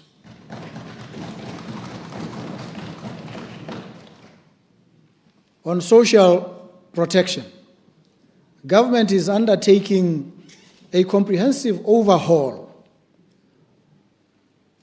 of the social protection system with a focus on efficiency and sustainability.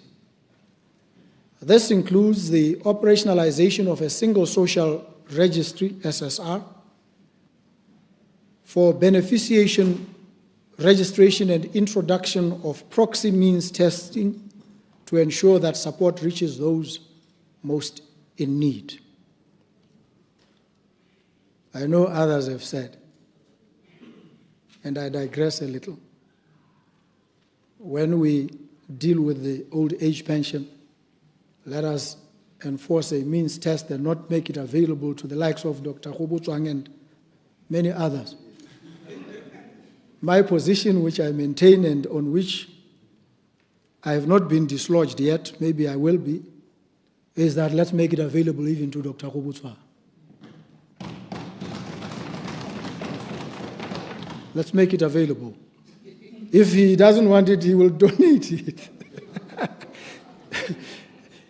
So in keeping with our digital transformation agenda, the Ministry of Local Government and Traditional Affairs is automating key processes to enhance access, transparency, and accountability.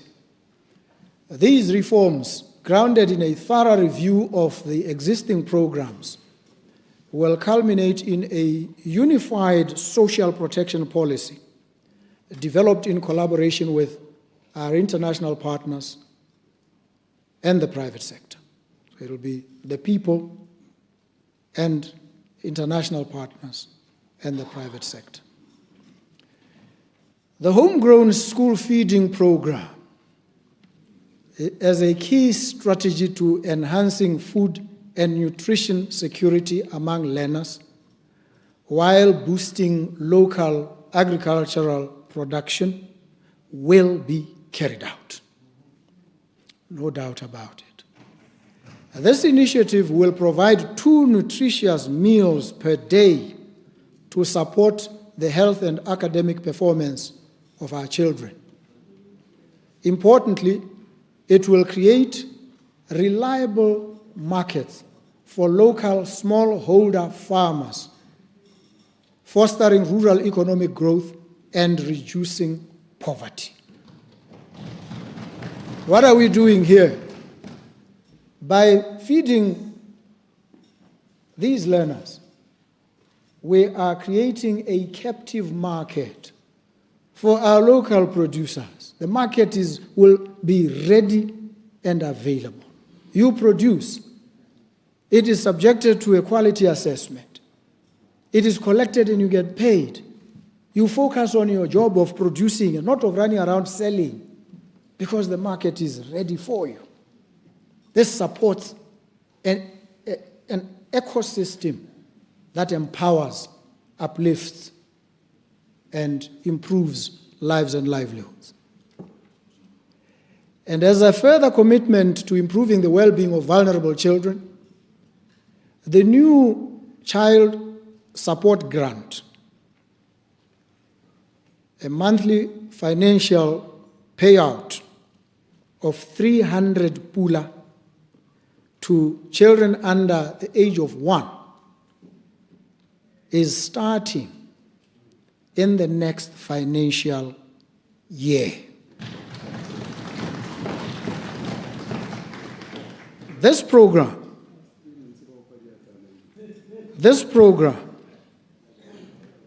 is designed to ensure that children receive a strong start in life.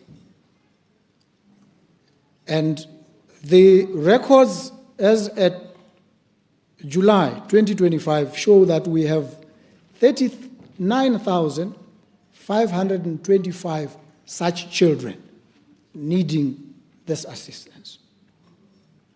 The challenges of the financial reality have conspired to delay the implementation of this. We've tarried a little, but we are on course. We are fully committed.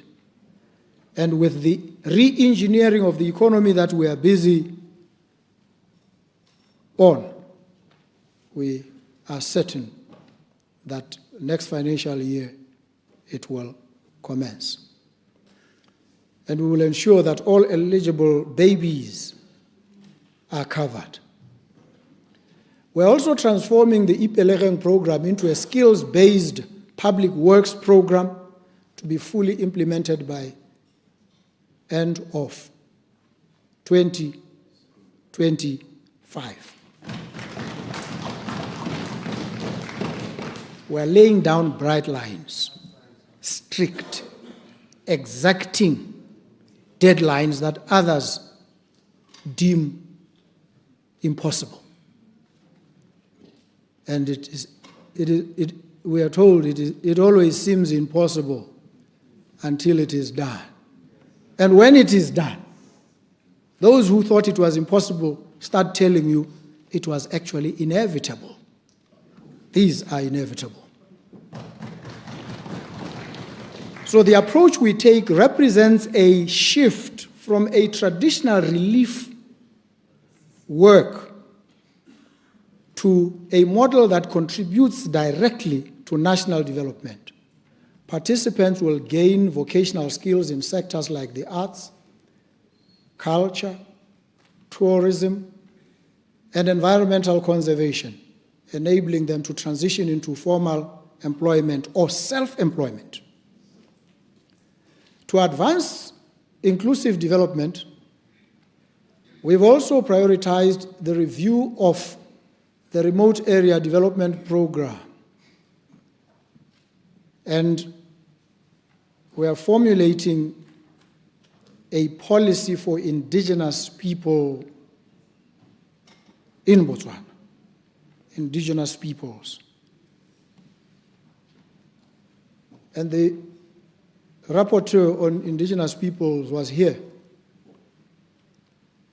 And he says he chose this country as the first stop after he was appointed, because he is impressed by and fully associates himself with and understands fully the commitment to the human rights approach this government has adopted.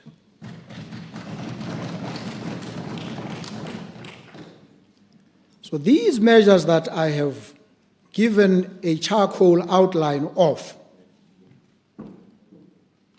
are measures that aim to address long-standing social and economic marginalization, particularly of the indigenous Koinen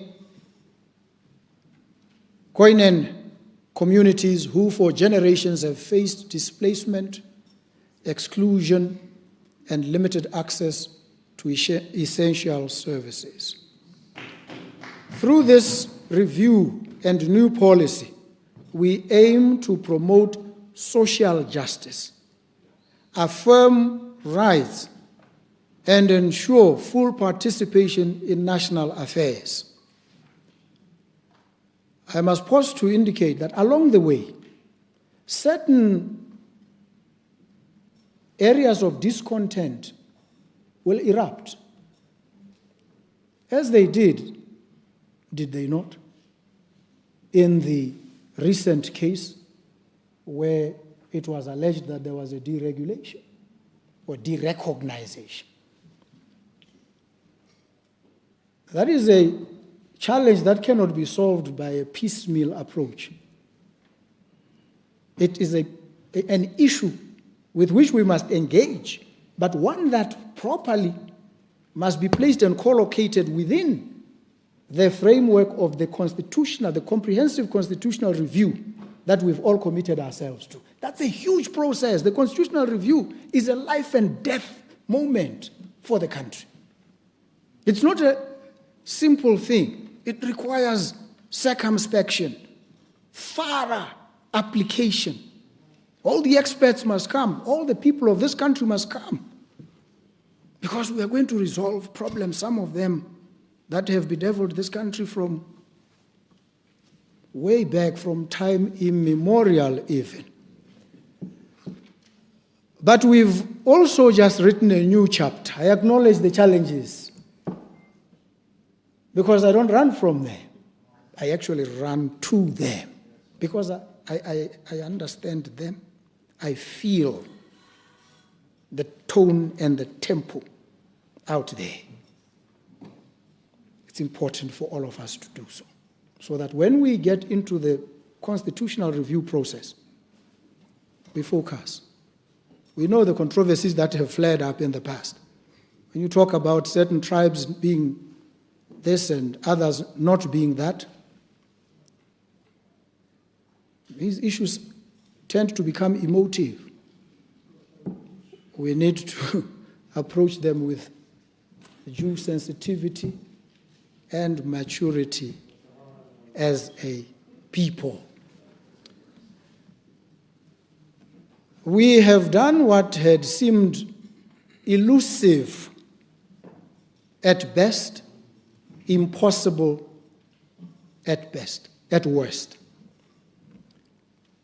We have enabled citizens that have been living lives of exilic marginality in the margins of their own country. We've opened the space for them to now participate fully in national discourse in their languages.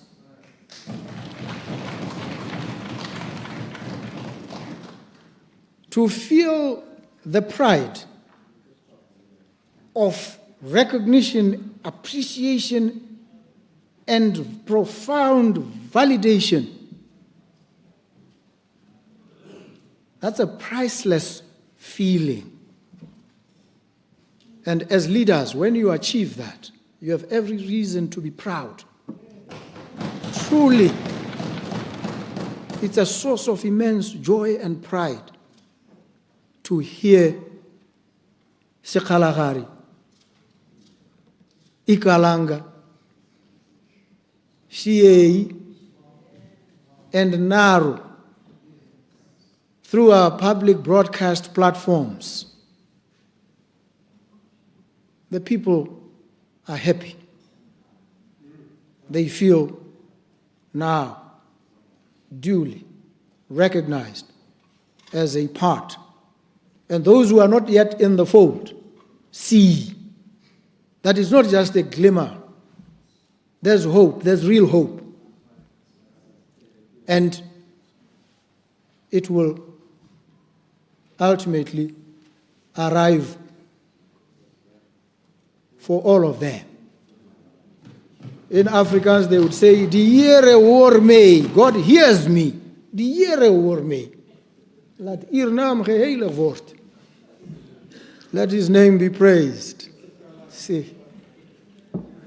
So, I know how they say it in Kalang. I know how they say it in many languages. Even in Setswapo.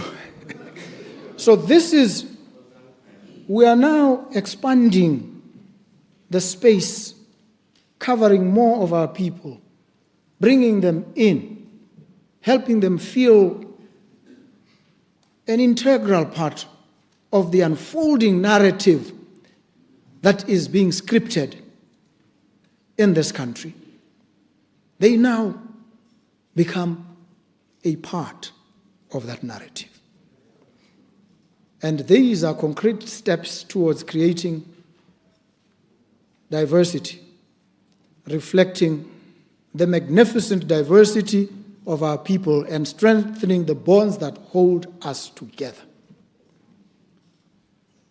For the most vulnerable, enterprising members of our society, we've taken concrete steps to deliver on our promise of dignity. We've transformed Chema Chema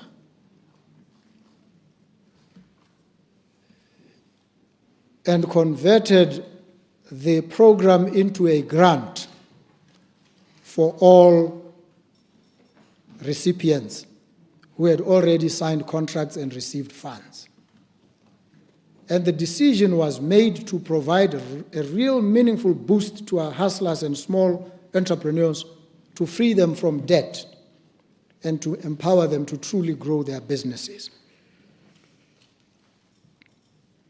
There's a whole reconceptualization of rendering assistance to small, medium enterprises. The idea is not to keep them as small enterprises, but to graduate them into bigger, better, more prosperous.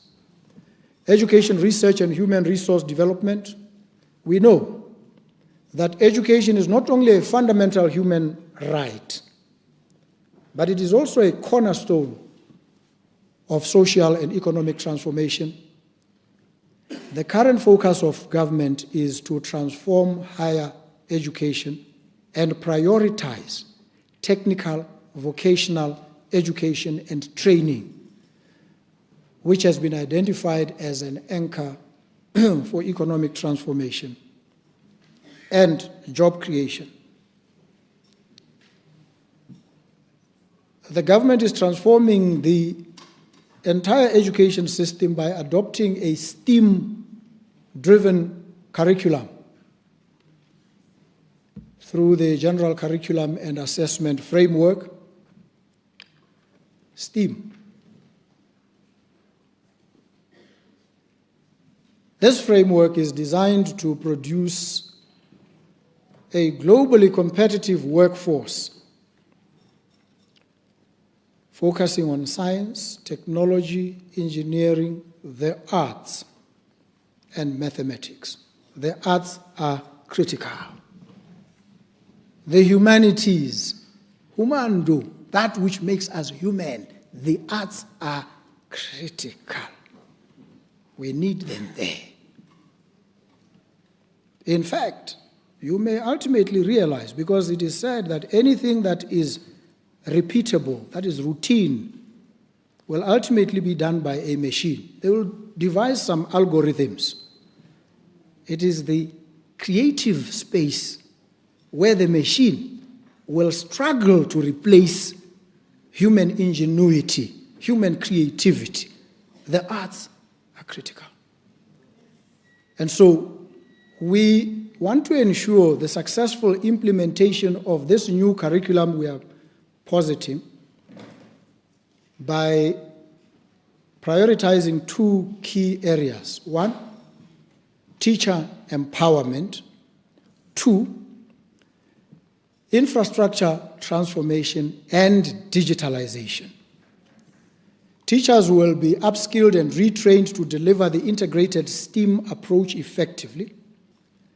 These transformations will target all levels from early childhood to senior secondary school and will be implemented to deliver the STEAM curriculum in the January 2026 academic year.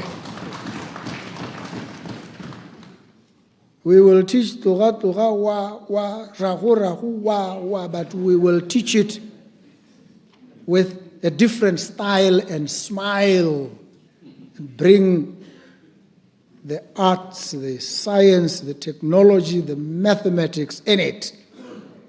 But we will teach it still.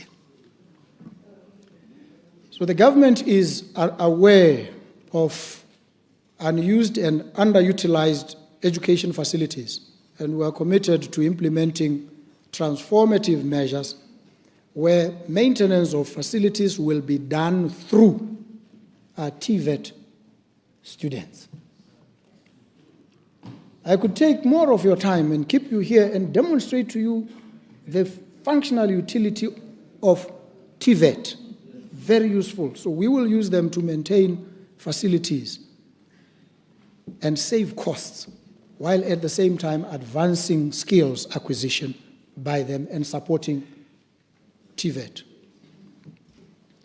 And so I'm pleased to announce to you that the construction of the Maung Center for Children with Severe and Profound Intellectual and Multiple Disabilities has been completed.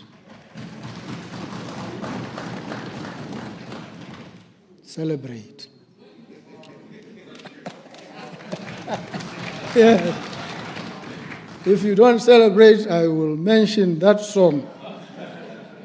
You know, you taught me that song.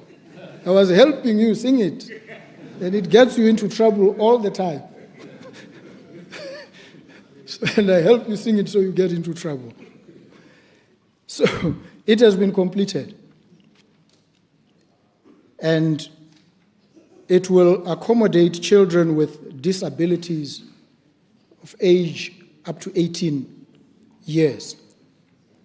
And this landmark initiative forms part of our broader strategy to strengthen inclusive educational infrastructure and to ensure that every learner, regardless of ability, can access quality education.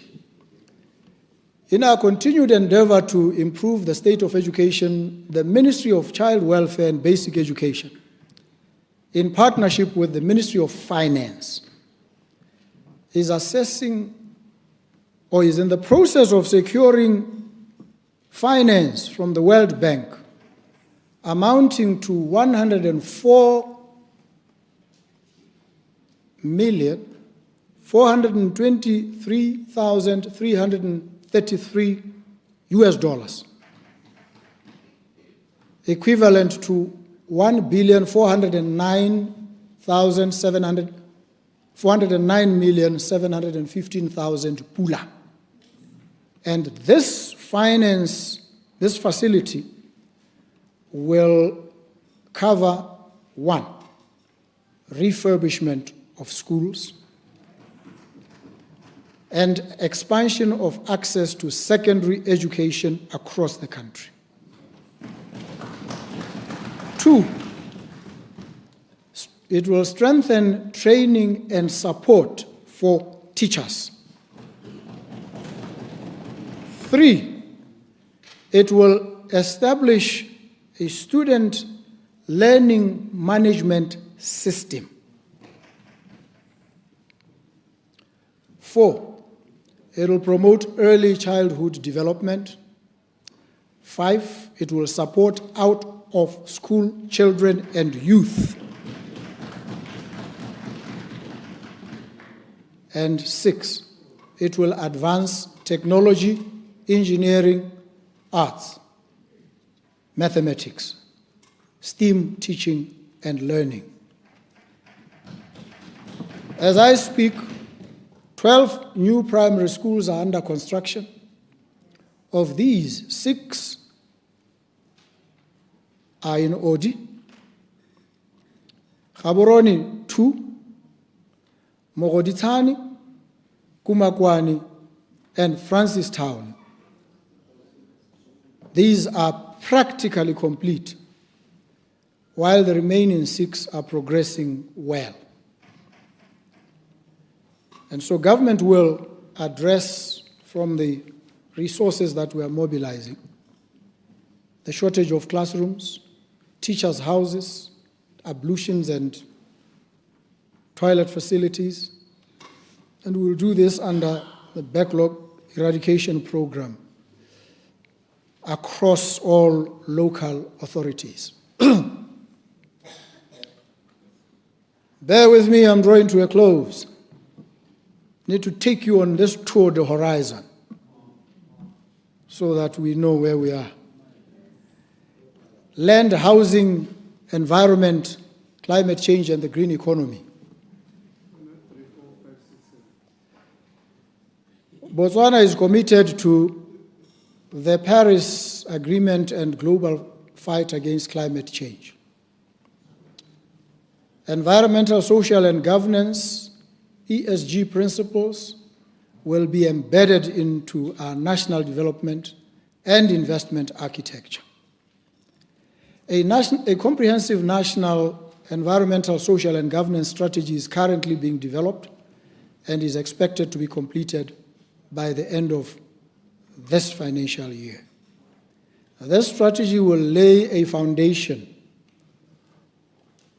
and an action plan that will empower businesses and investors to integrate sustainability in their planning. In parallel, Botswana is strengthening climate finance architecture. In this regard, the National Development Bank is finalizing accreditation with the Climate Change Adaptation Fund, and government is actively exploring opportunities with the Green Climate Fund.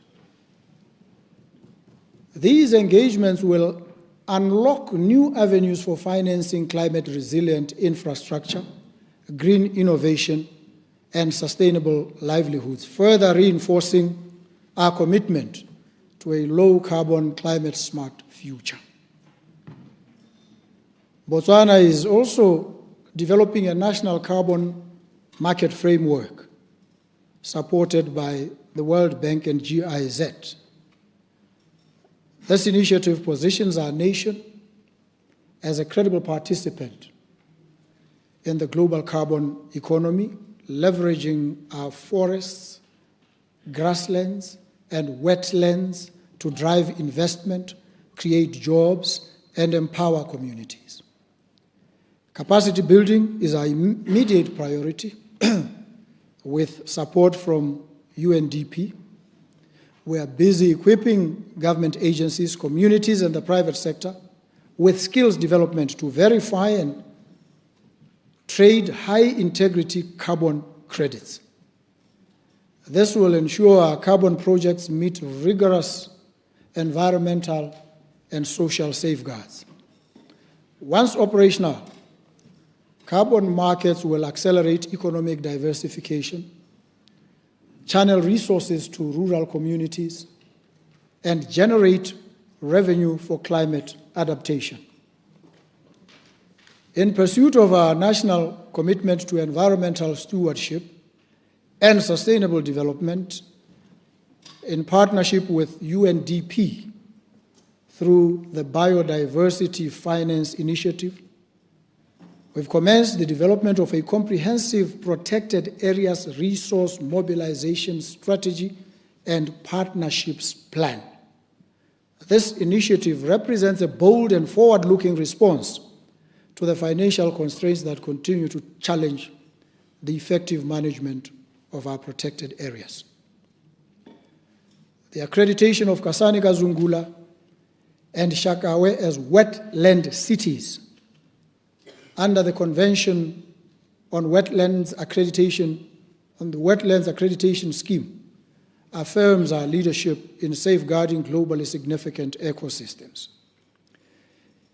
A national ecosystem assessment project is underway, offering a comprehensive evaluation of biodiversity ecosystem biodiversity, systems, the interdependence between nature and society. We are also addressing emerging environmental challenges such as e-waste, guided by a national strategy, and promoting green entrepreneurship through a waste value chain roadmap and business plan. These initiatives reflect our belief that sustainability is a catalyst for innovation and for inclusive growth. Botswana is ranked number 1 globally for megafauna conservation, proudly hosting the most significant African elephant population. While wildlife remains the cornerstone of our tourism economy and a vital source of rural livelihoods, its success brings new challenges, including poaching, human-wildlife conflict, to mention but a few. A national anti-poaching strategy has been developed, and the Wildlife Conservation and National Parks Act amended to empower officers with appropriate arms to combat militarized poaching syndicates. The National Human-Wildlife Conflict Strategy and Action Plan 2025-2030 has been launched following nationwide consultations.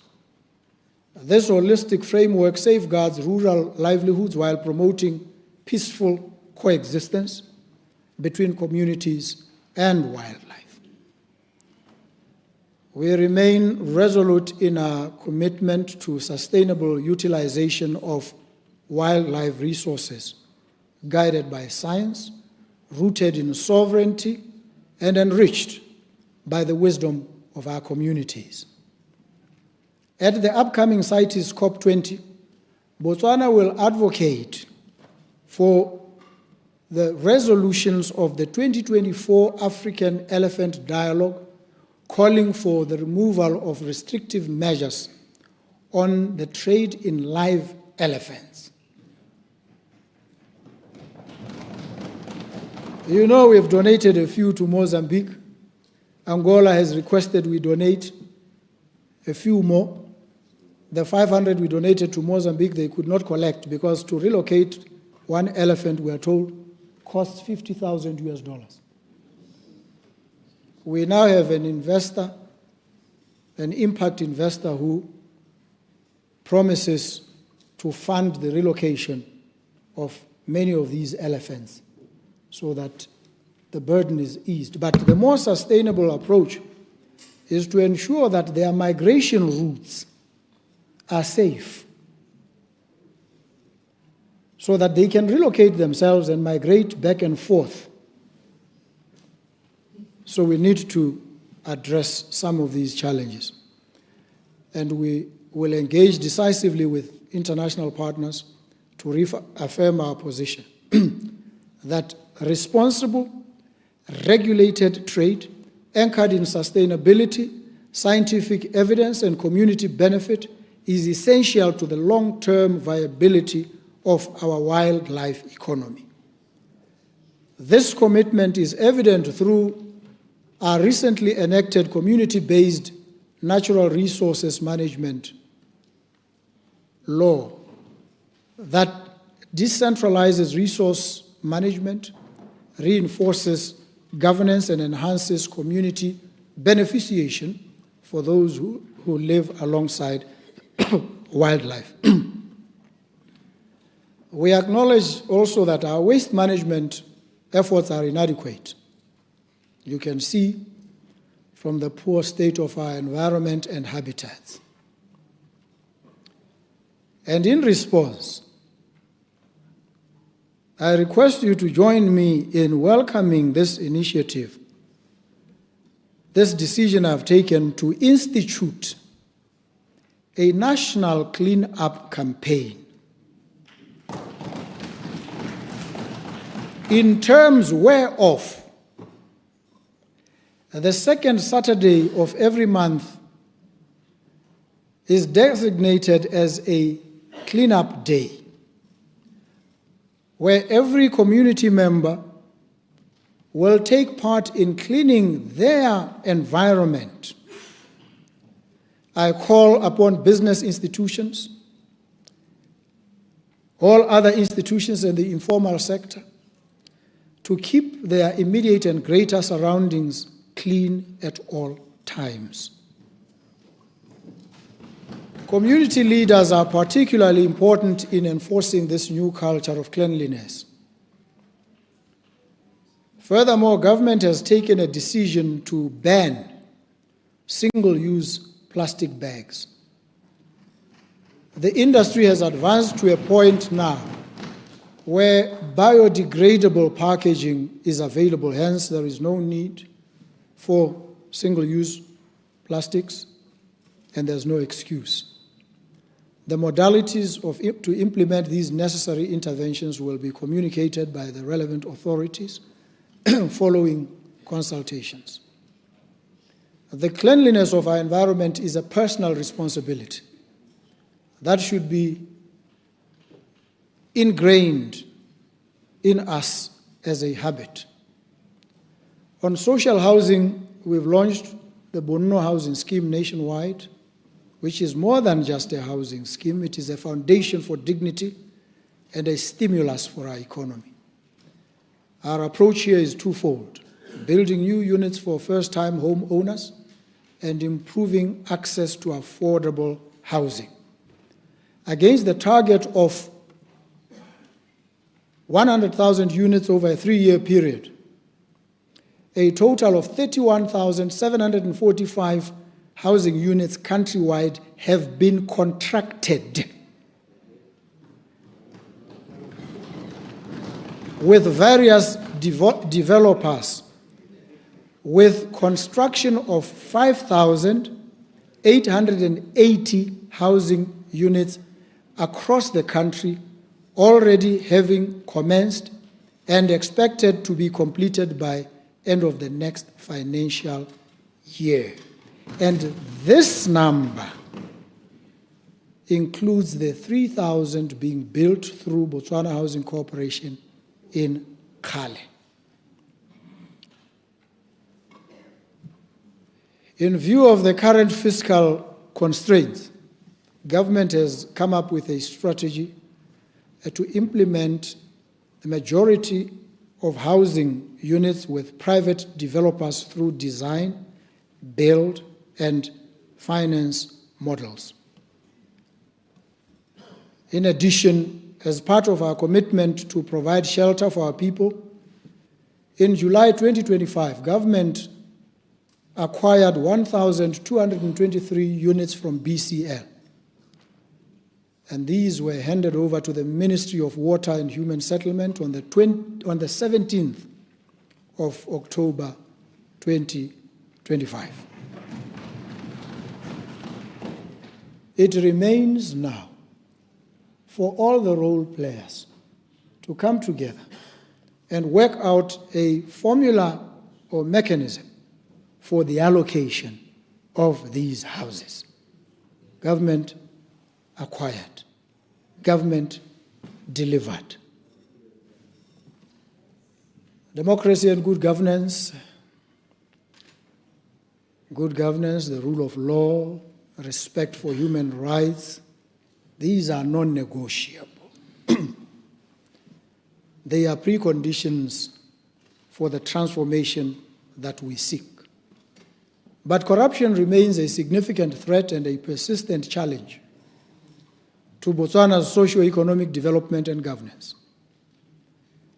The ongoing forensic audit on government expenditure and functional efficacy of existing systems and institutions over a 10-year period will undoubtedly culminate in strengthening governance.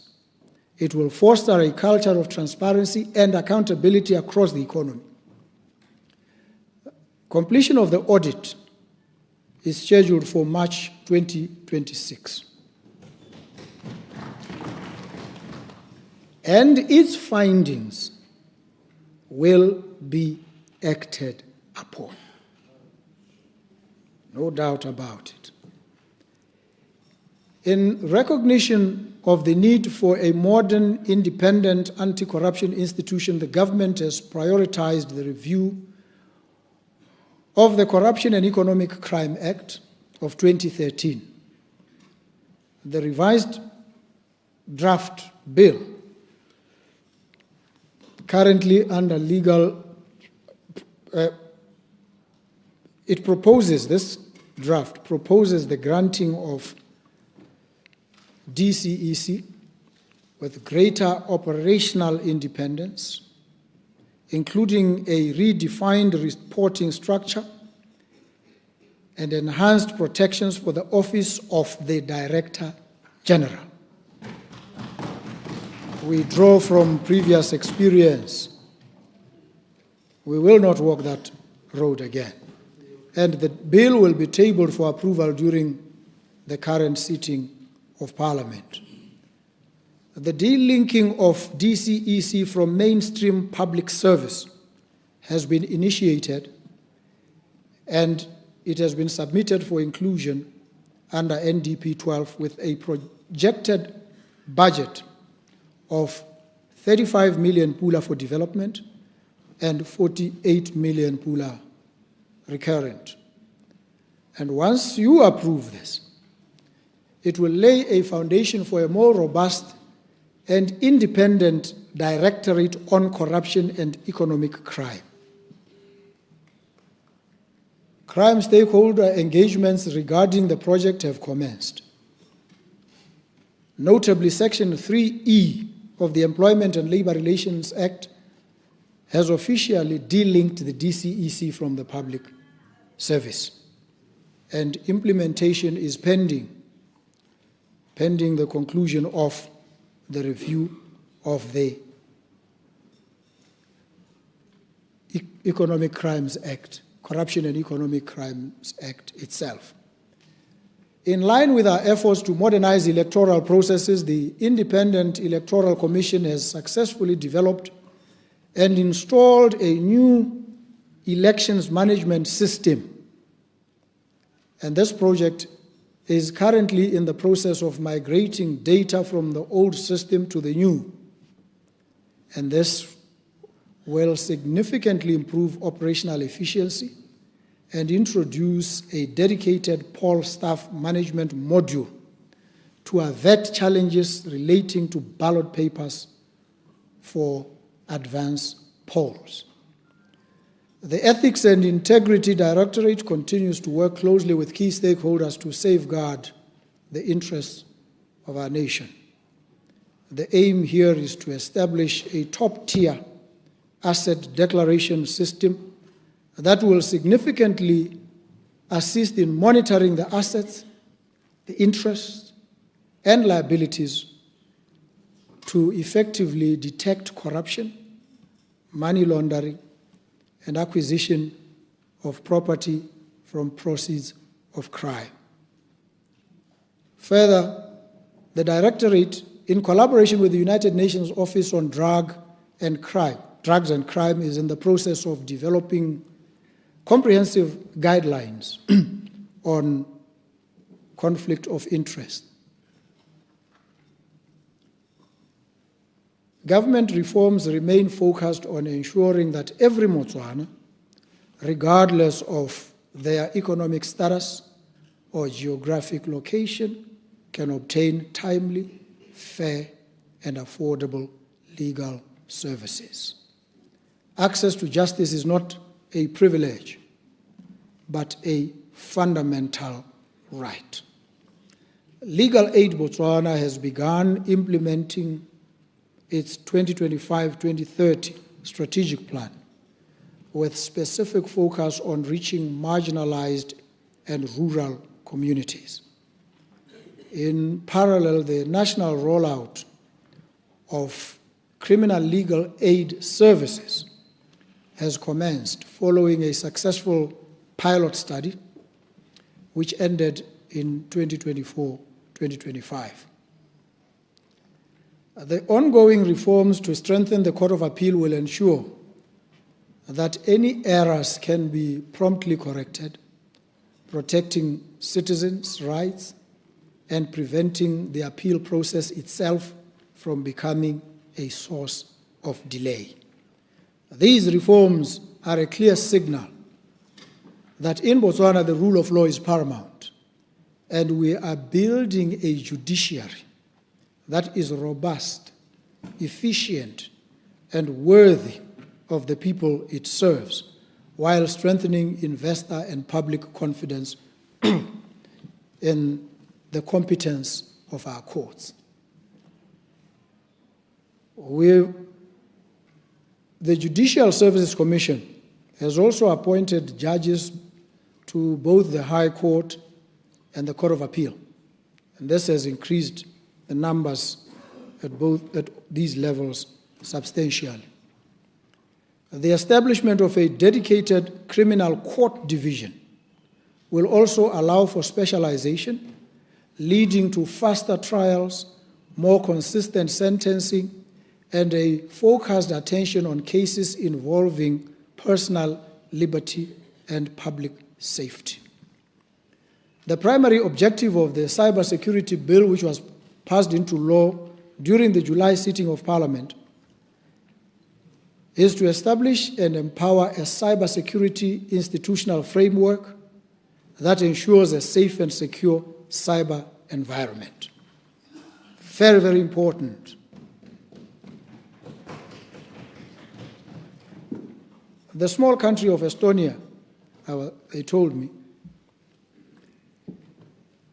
experiences millions of cyber attacks daily. Millions. Botswana, where do we stand? We've also been attacked.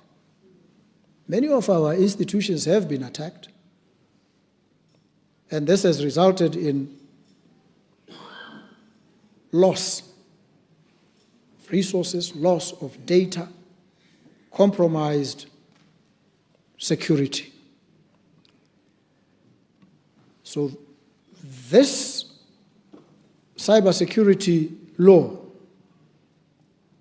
helps now to protect our critical information infrastructure, and it will make Botswana a more attractive destination for investment and fostering trust in digital growth. Investors will want to come here. They will feel safe here, not just physically. We don't only assure them of the security of their persons, but the security of their data and its integrity. And so the Act provides for the establishment of a National Cybersecurity Commission, among other institutions. The Public Service Amendment Act 2025 empowers the Public Service Bargaining Council to negotiate collective labor agreements. And this is also a landmark in labor relations because it promotes fairness, collective bargaining, social dialogue, and a more stable public service environment.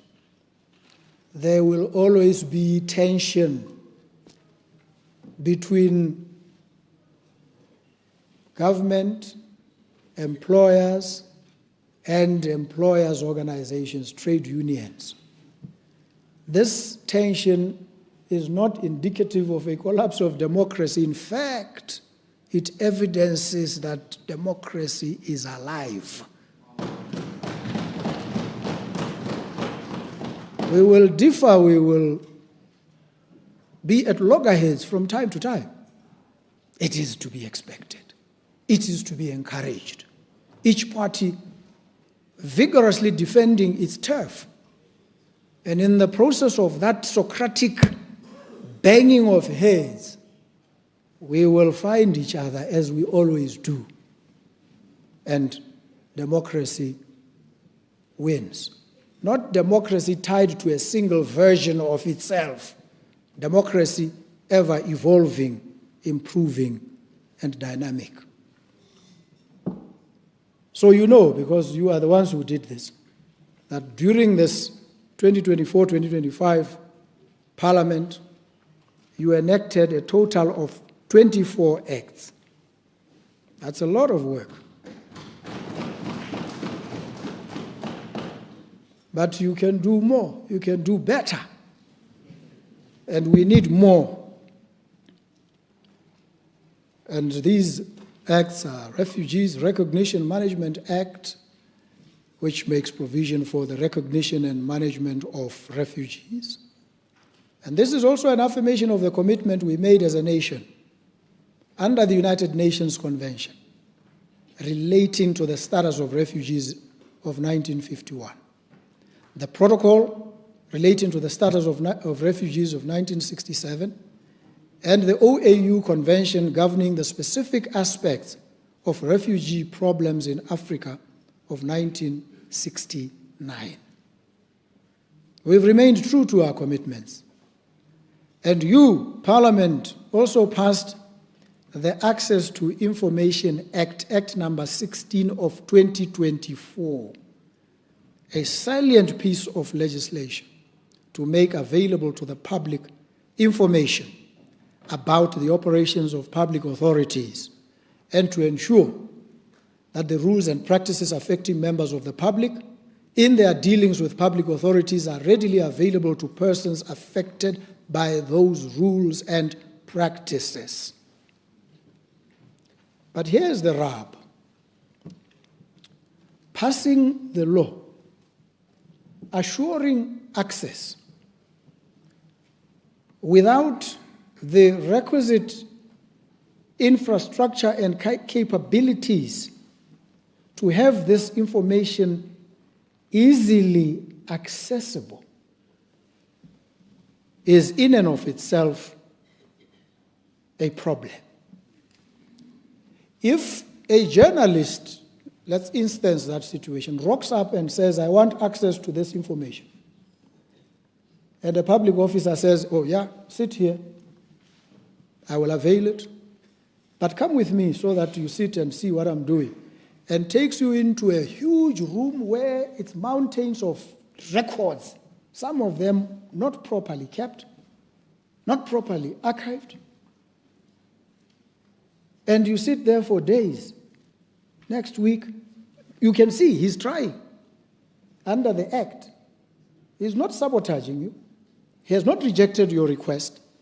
He's trying to help you.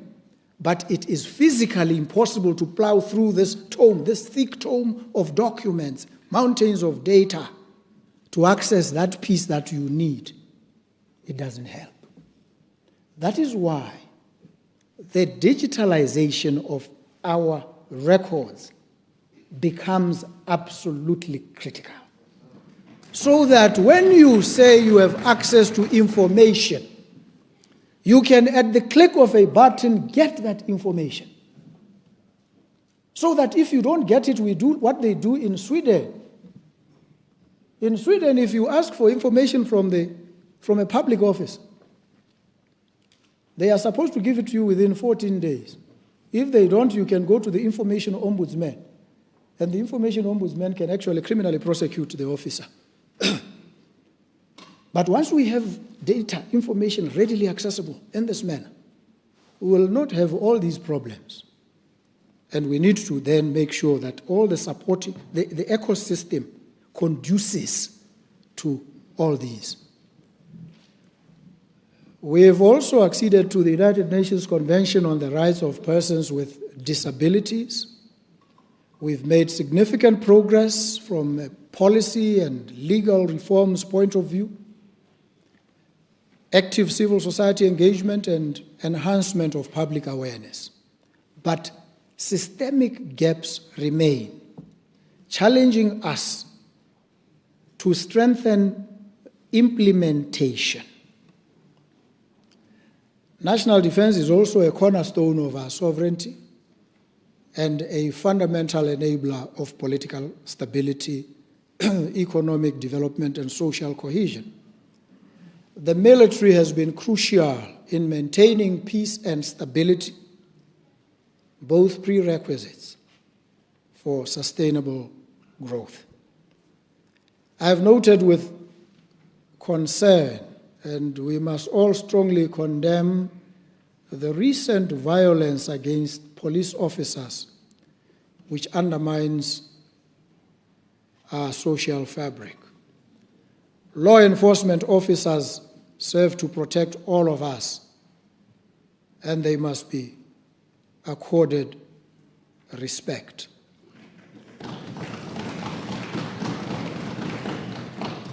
Overall, crime decreased by 8.2% in 2024 compared to 2023, including violent and serious offenses. But high levels of violence persist in crimes such as rape, murder, and robbery. The Botswana Police Service is strengthening community engagement and partnerships to address crime and reduce public fear. The National Crime Prevention Conference in March 2025, themed Forging Collaborative Pathways Towards Safer Communities, was a key platform for collaboration. The new Police Public Partnership Directorate is expected to enhance police community cooperation further.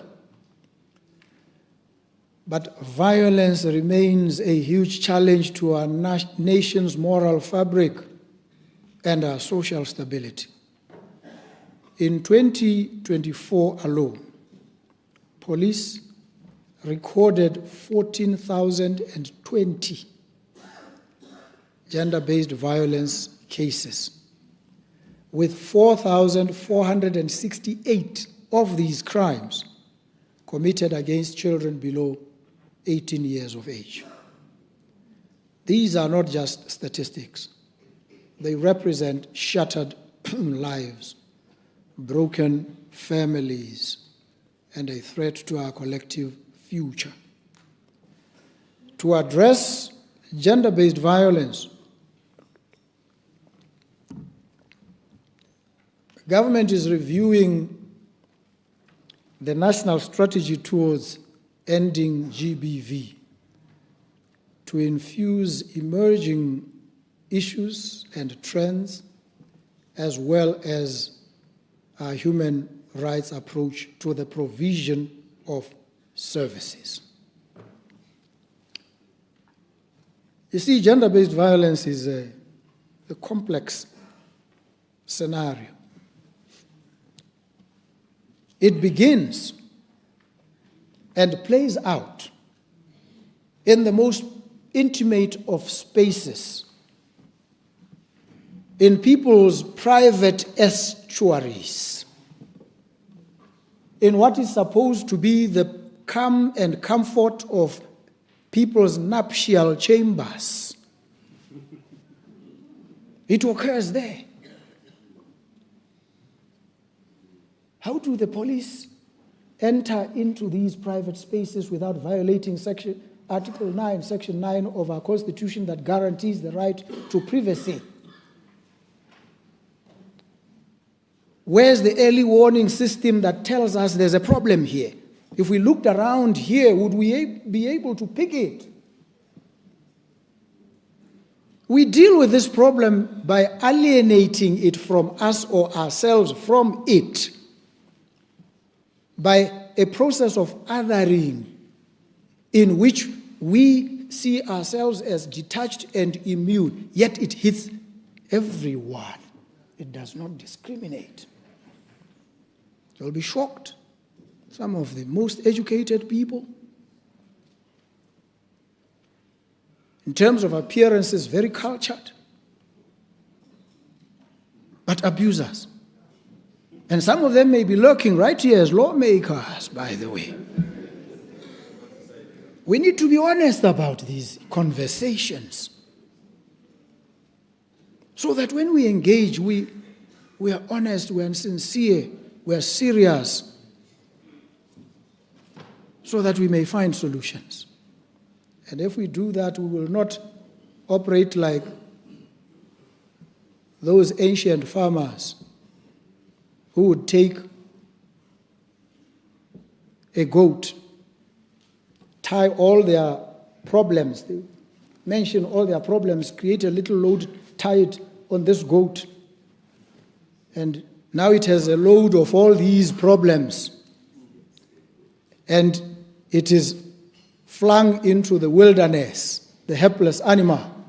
And it is supposed by this ritual to cleanse you, to exorcise your demons of violence. You scapegoat. That's where the word scapegoating came from. We sit here and we scapegoat. Sometimes scapegoat men, sometimes scapegoat women. We sidestep an honest engagement about the root causes and the forces that fuel this scourge. And as I say, it lurks in people's bedrooms, private spaces, police prohibited from entering. Otherwise, they would have to come, and when you sleep in your bedroom, they will be lying somewhere there to police and make sure you don't stray into this scourge. But it can't happen like that. How do we deal with it? Let's be honest. Let's avoid finger pointing, scapegoating, playing holier than thou. It's a very dangerous approach. And so we are engaged in efforts to establish gender-based violence one-stop service centers. But what are we talking about here, really? We're talking about, I think, in the main centers where a victim can flee to and receive immediate help. But what are they fleeing from? Violence already inflicted or reasonably apprehended. The challenge for us is to find the cause and stop this. All of us. And stop scapegoating young Chombo. Say she's not doing enough. What would you do? Tell us. Give us guidance. Would you go into people's bedrooms and start interviewing? When last did you slap your wife or your husband? When did you yell at him or her? How do we deal with this problem? What are the other structural defects in society that feed and fuel this problem? We say it's a no-fault divorce system. But when you go to court to seek a divorce, we want you to ascribe fault. Tell us what is wrong with this person. We said it's a no fault. You should be able to walk in and say, I want out. And in 10 minutes, you should be out. Except we have to deal with property and vision. Yes, but how do we address the core issues implicated here?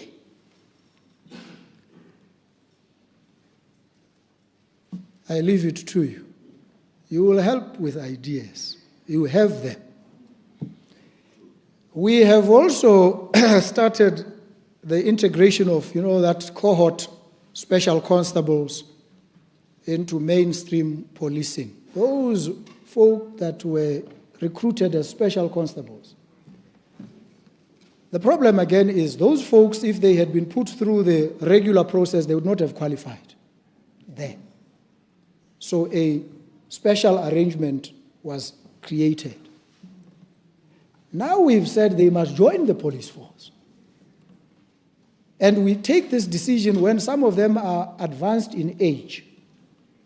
And the problem that comes now from the training ground is that they suffer so many injuries. It's a big problem. Many injuries because they're older. What do we do? But we have now 874 of them that are undergoing training and will graduate by December 2025. I won't tell you how many have been injured and all sorts of other problems. But another group will come in and also go through the same process.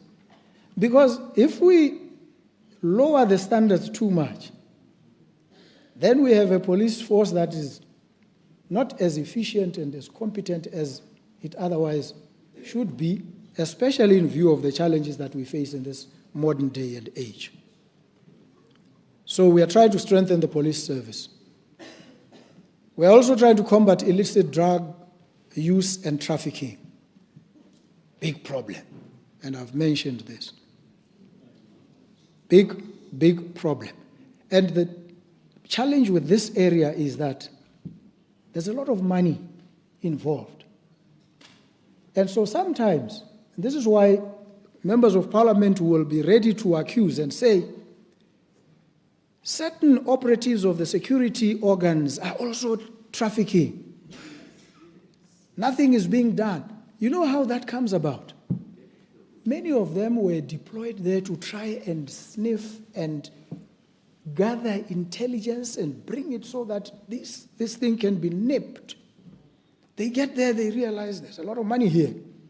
Compared to the pittance that these guys are paying me, then they are the ones who transport.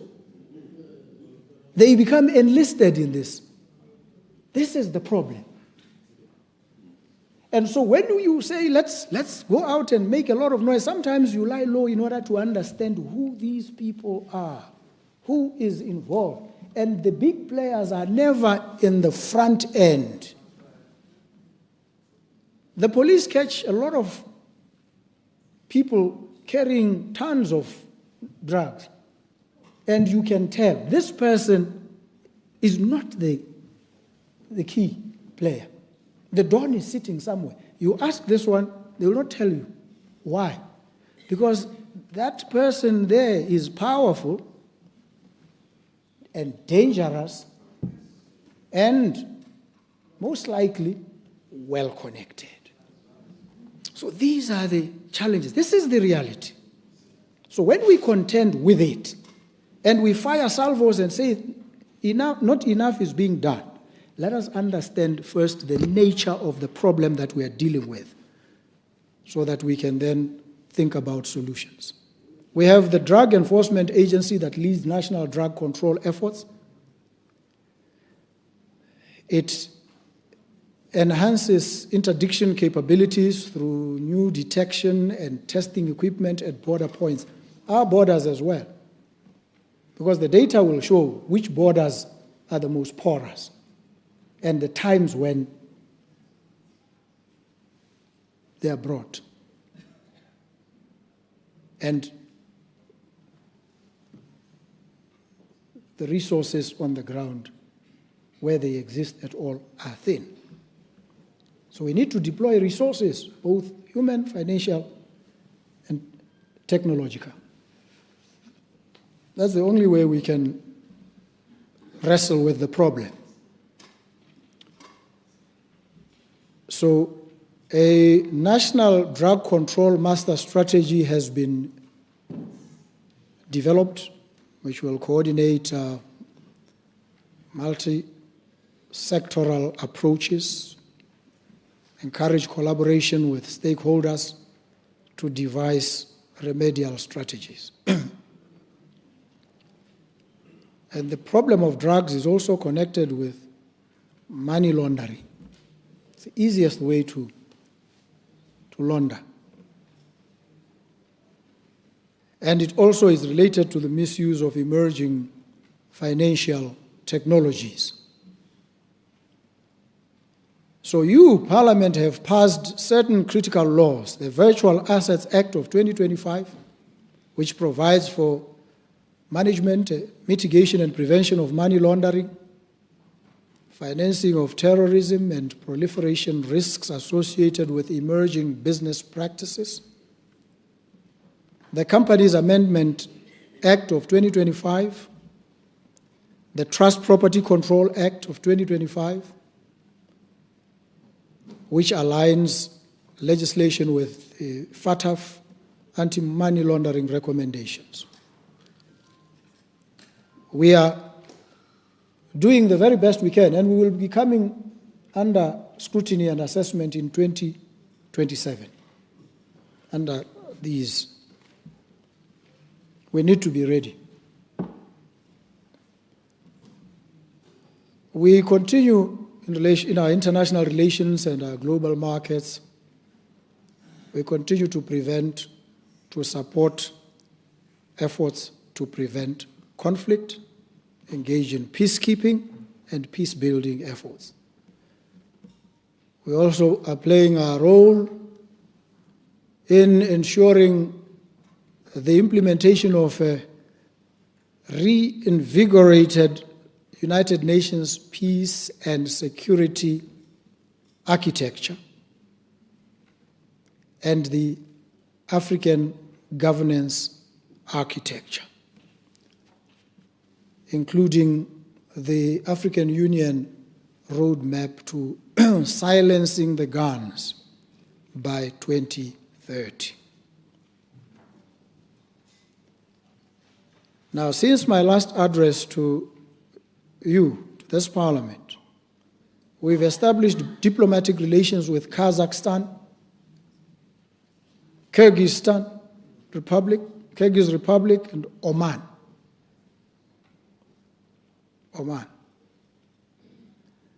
We've also announced our plans to expand our diplomatic missions to other jurisdictions at the request of those countries.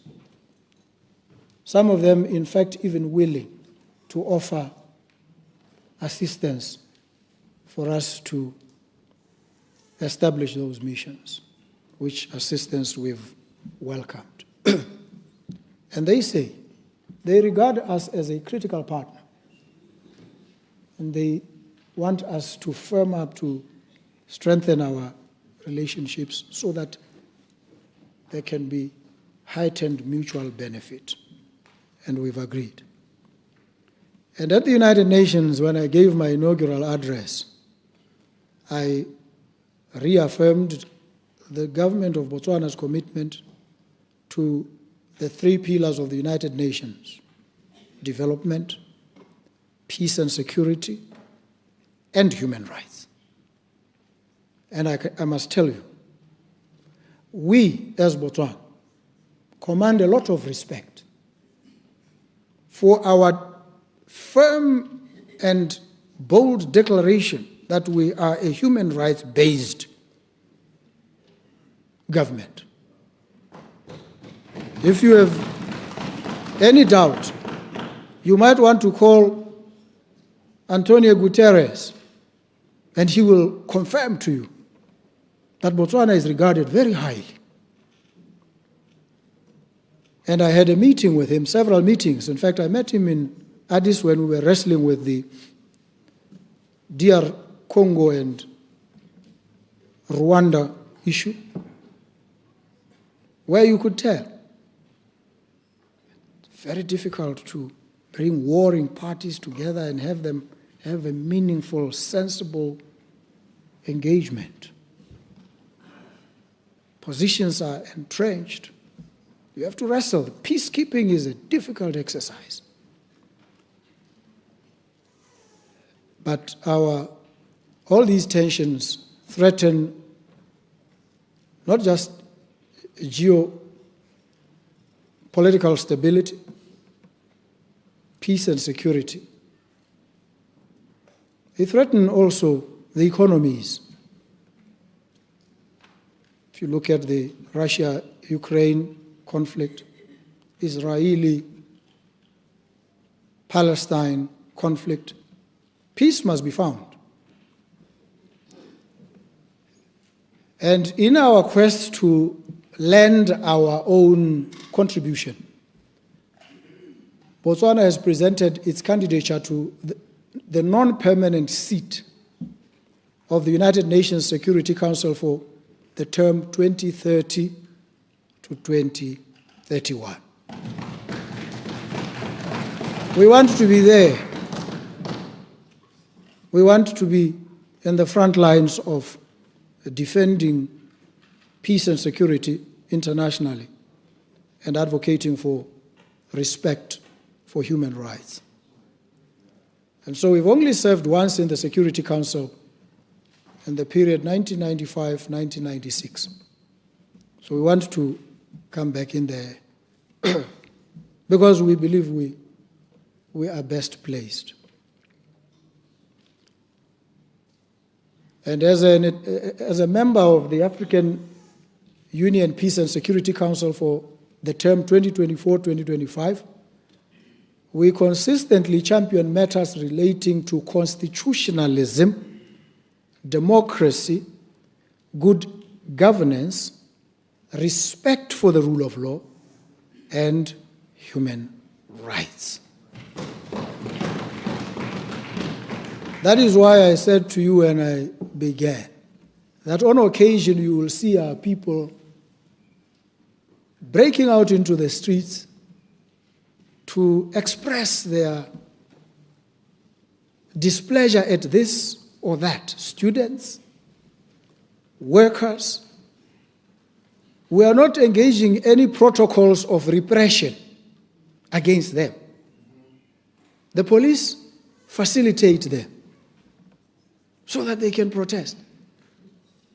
That's what we are. That's this democracy. And we're an exemplar. So we are this model of democracy, political stability, peace, and security. And we encourage other countries to emulate us, to emulate Botswana.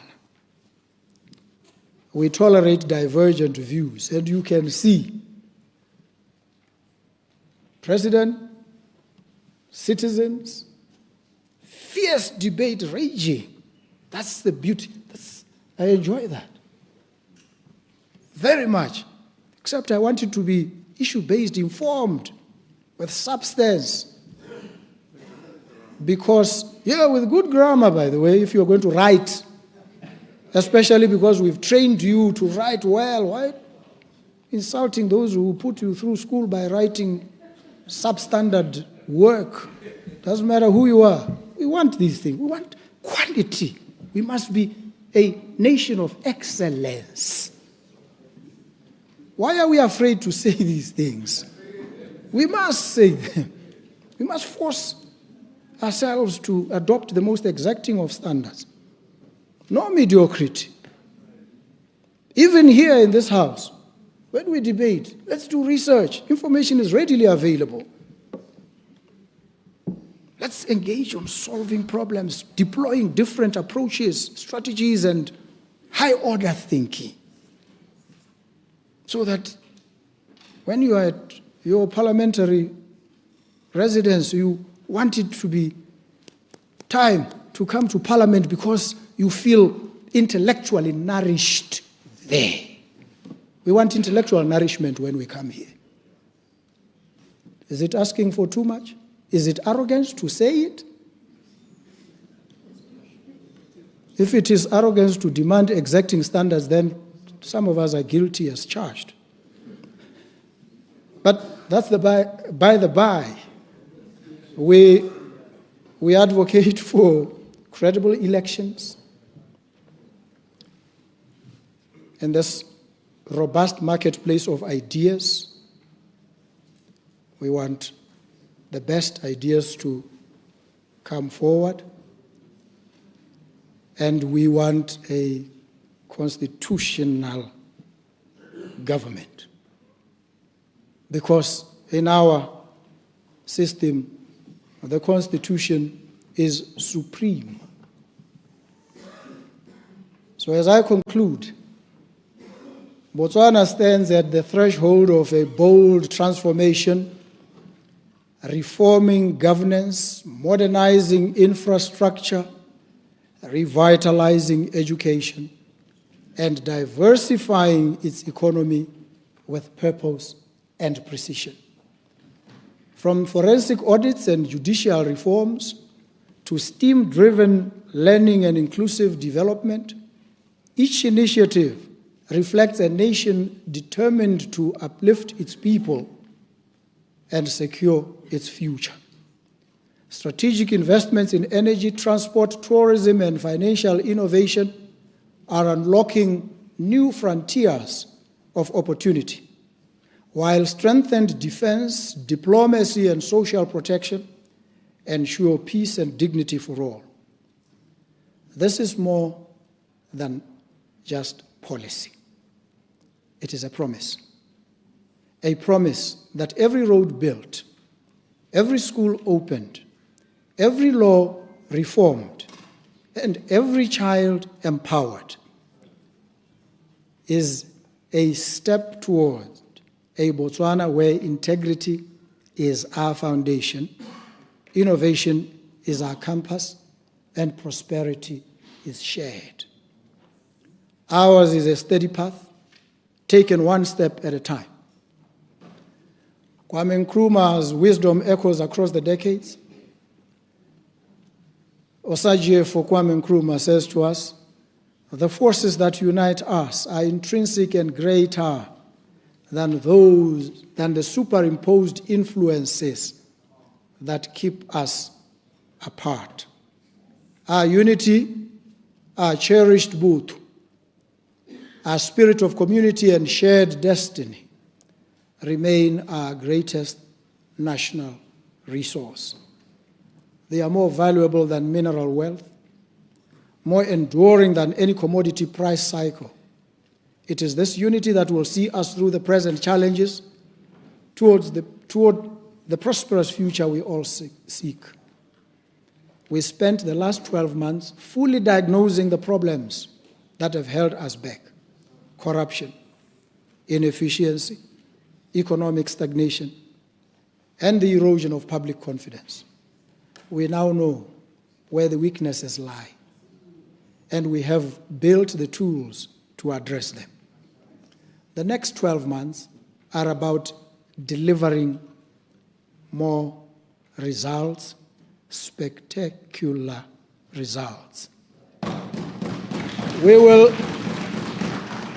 measure progress, not by intentions, but by outcomes, by homes built, by jobs created, youth employed, farms revived, and systems reformed.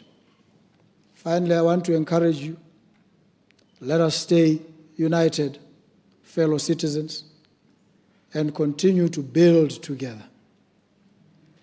The Botswana we not only want, but the one we know we can build. As I said in my inaugural address, I believe in Botswana. I believe in you, Botswana. And I know that together, you and I and your government will deliver a country like no other on the African continent.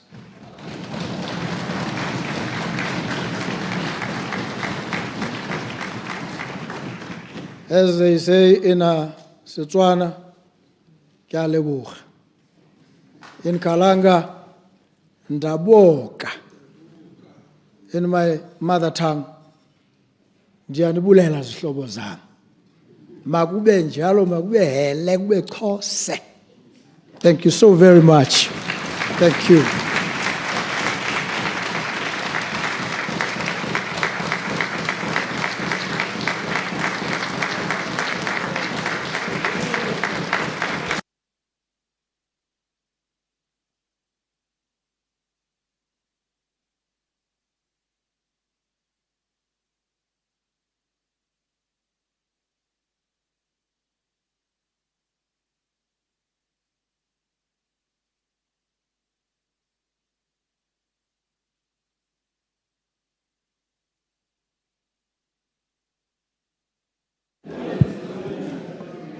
Order.